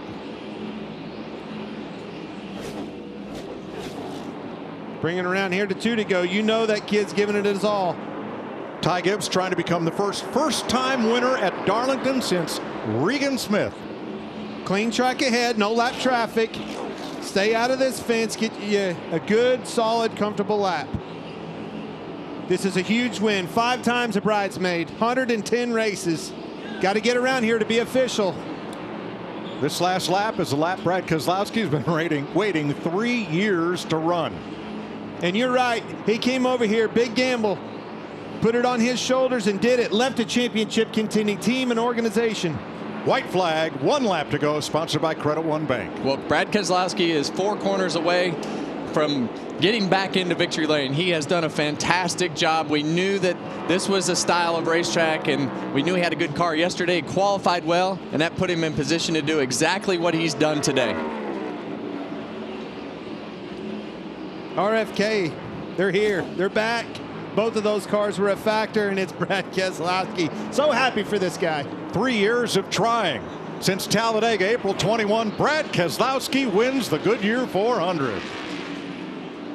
36th career win. Ford's first win, too, by the way. Well, they have definitely made a whole bunch of ground from where they were 10 weeks ago. Appreciate it. Hell of an effort today. A lot of drama at the end. Way to get through it, TJ. Appreciate your help. Love to have an American flag down there if you got one. Matt McCall,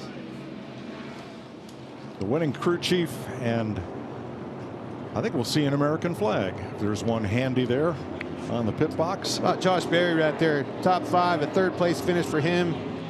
Fantastic day for those guys. Chase Briscoe, nice rebound for this part of the season in 5th. Justin Haley, 9th place. Phenomenal day out of Ty Gibbs. It's a hard place to get around. Proved his work behind the wheel, did a great job all day. This is the second win for Keselowski at Darlington. He's had 21 starts here. And he becomes the first driver to win for the team that he co-owns since Tony Stewart at Sonoma in 2016.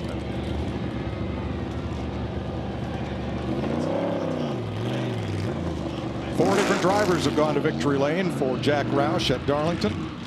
There's a guy clear up on the fence.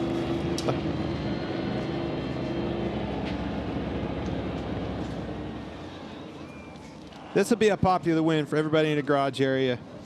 It'll be a lot of emotion out of Brad. And Keselowski carries the American flag in a Polish victory lap and waves to the fans in the front stretch grandstand.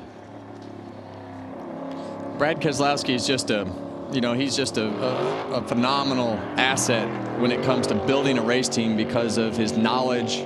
He's obviously talented enough to win races and do the things that he needs to do inside the race car. But what a turnaround for this whole organization over the last 2 years. Well, to borrow a line from Horatio Alger, Brad Keselowski is NASCAR's Mr. Strive and Succeed. Hard work pays off. Look at this. Buescher mad at Reddick.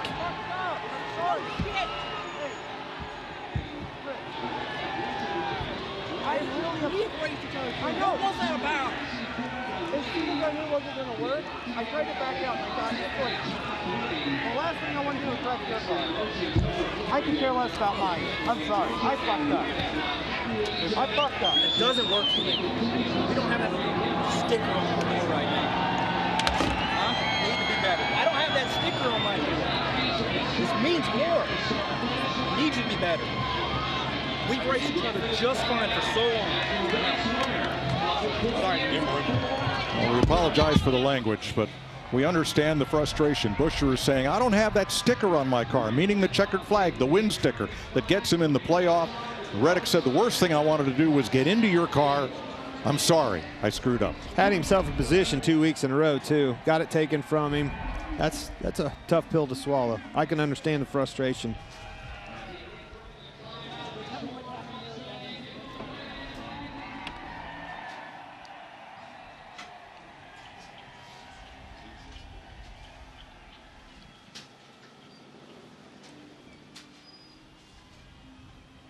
A moment that Brad Keselowski has waited 3 years for, that Ford and Ford fans have waited all season for. Here he is with his second Darlington win.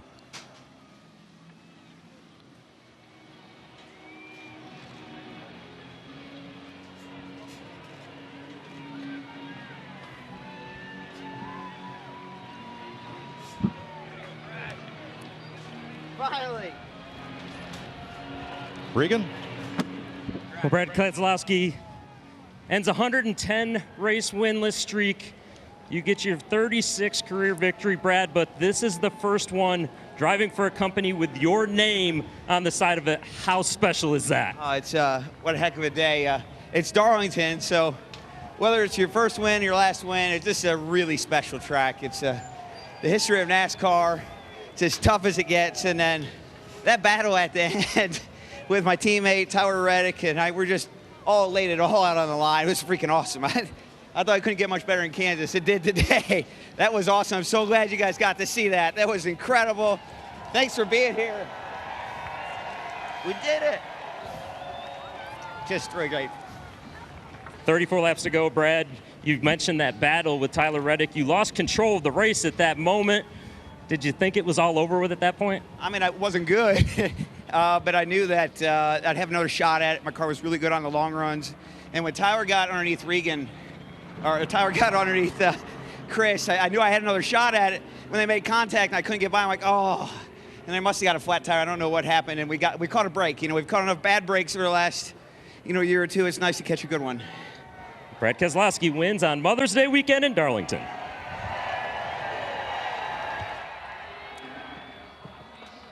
And on the flip side, Chris Buescher, his teammate, it was an emotional week for you after the finish last week. It ends emotional now, Chris. Take me through that battle with Tyler Reddick, and why are you so frustrated? What did you say to him? We got wrecked. I don't.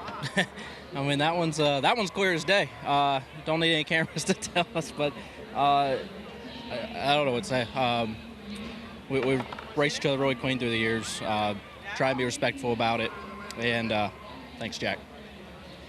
Try to be really respectful about it, and we get used up. It's something that you just know is not going to work. So, just really pissed off about it right now. We certainly had a chance to win another one. Really proud to have that speed. Huge congratulations to Brad and the Six Bunch and Castrol on their win. That's awesome. But man, I wanted it for our Fifth Third Bank group right here, and I just feel like we got used up. And he knows he messed up. He said it, but it doesn't change anything for us. I told him he's got a win sticker on the door, and we're still trying to find ours, and we get used up like that, take away those opportunities. It's tough. That's 2 weeks in a row we've had a shot to win races, and one I'm going to live in my head forever on what I would have done different, and this one here, I need someone else to be more mature about it. Heartbreak 2 weeks in a row for Chris Buescher. Let's hear from the other side of that story. We'll go back here and find Tyler Reddick. Of course, everybody hearing his side of the story will step right on in here. Talking to the radio right now. Dominated this race, led the most laps. Heck of a battle at the end. And Tyler, we saw the emotion. It was your race to lose. We saw the battle with Chris Buescher. He came up and got in your face. Take me through your side of things and what transpired. Yeah, I completely understand where he's coming from. He's running the top, run his own race, run his own line, keep me at bay, and yeah, I made a really aggressive move and was hoping I was going to clear him, and when I realized I wasn't going to, I tried to check up and not slide up into him, but yeah, I wish I wouldn't have done that, unfortunately. I completely understand why he's that mad. I mean, he did nothing wrong, and just trying to win the race, and, to take myself out, that's one thing, like I can live with that. I'm just disappointed it played out the way it did and took him out of the race as well. That was not the goal there. If I was going to go for it, I was hoping I was going to clear him. If I hit the wall, pop a tire, I take myself out. I can live with that, right?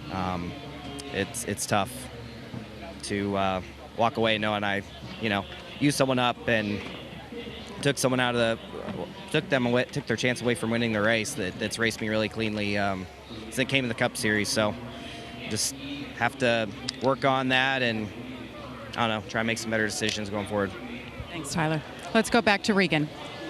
Well, Ty Gibbs comes home in second place today. Ty, looked like after all the chaos that was ensuing up front there, you were coming at the end. Did you just need a few more laps? Yeah, I think I just honestly need a track position. That'd be great. And getting out front before those guys started racing, it was really, really hard to pass today. And that middle is super, super slick and really, honestly, really gummy and slick. So it's just really hard to pass. And it's just really important to keep track position. But overall, we had a great heat. Gets us to a Camry, and my 54 group did a great job. Thank you to Monster Energy, all glory to man above, and we'll keep rolling. All right, good run. Thanks, Ty.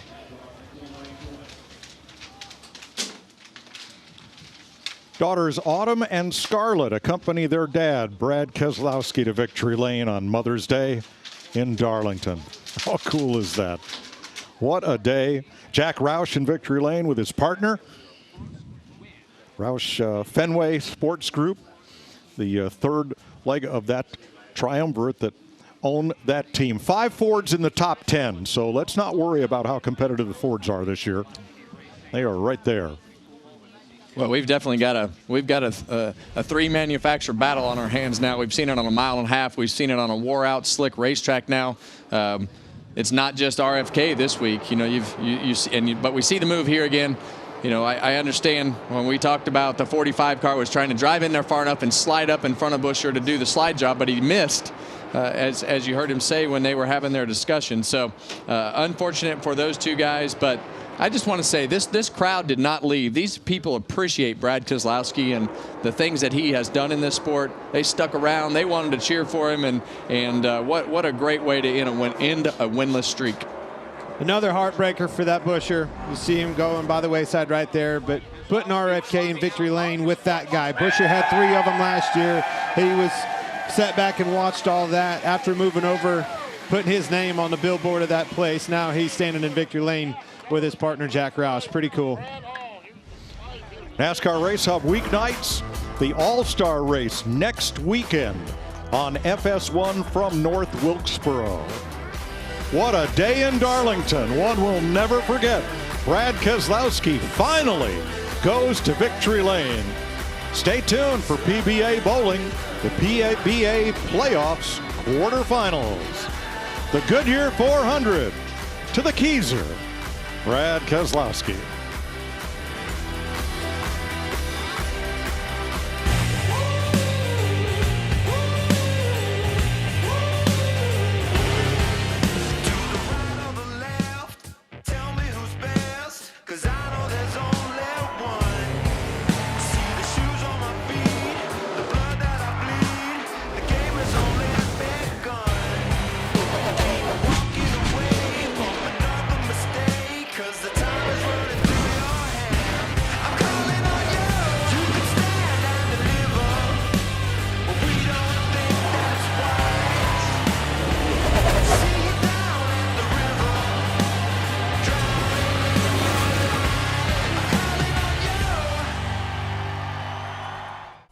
This copyrighted telecast may not be reproduced, retransmitted, or used in any form without the authorized written consent of NASCAR Broadcasting. NASCAR would like to thank all of our fans for your support, and we hope you enjoyed today's broadcast.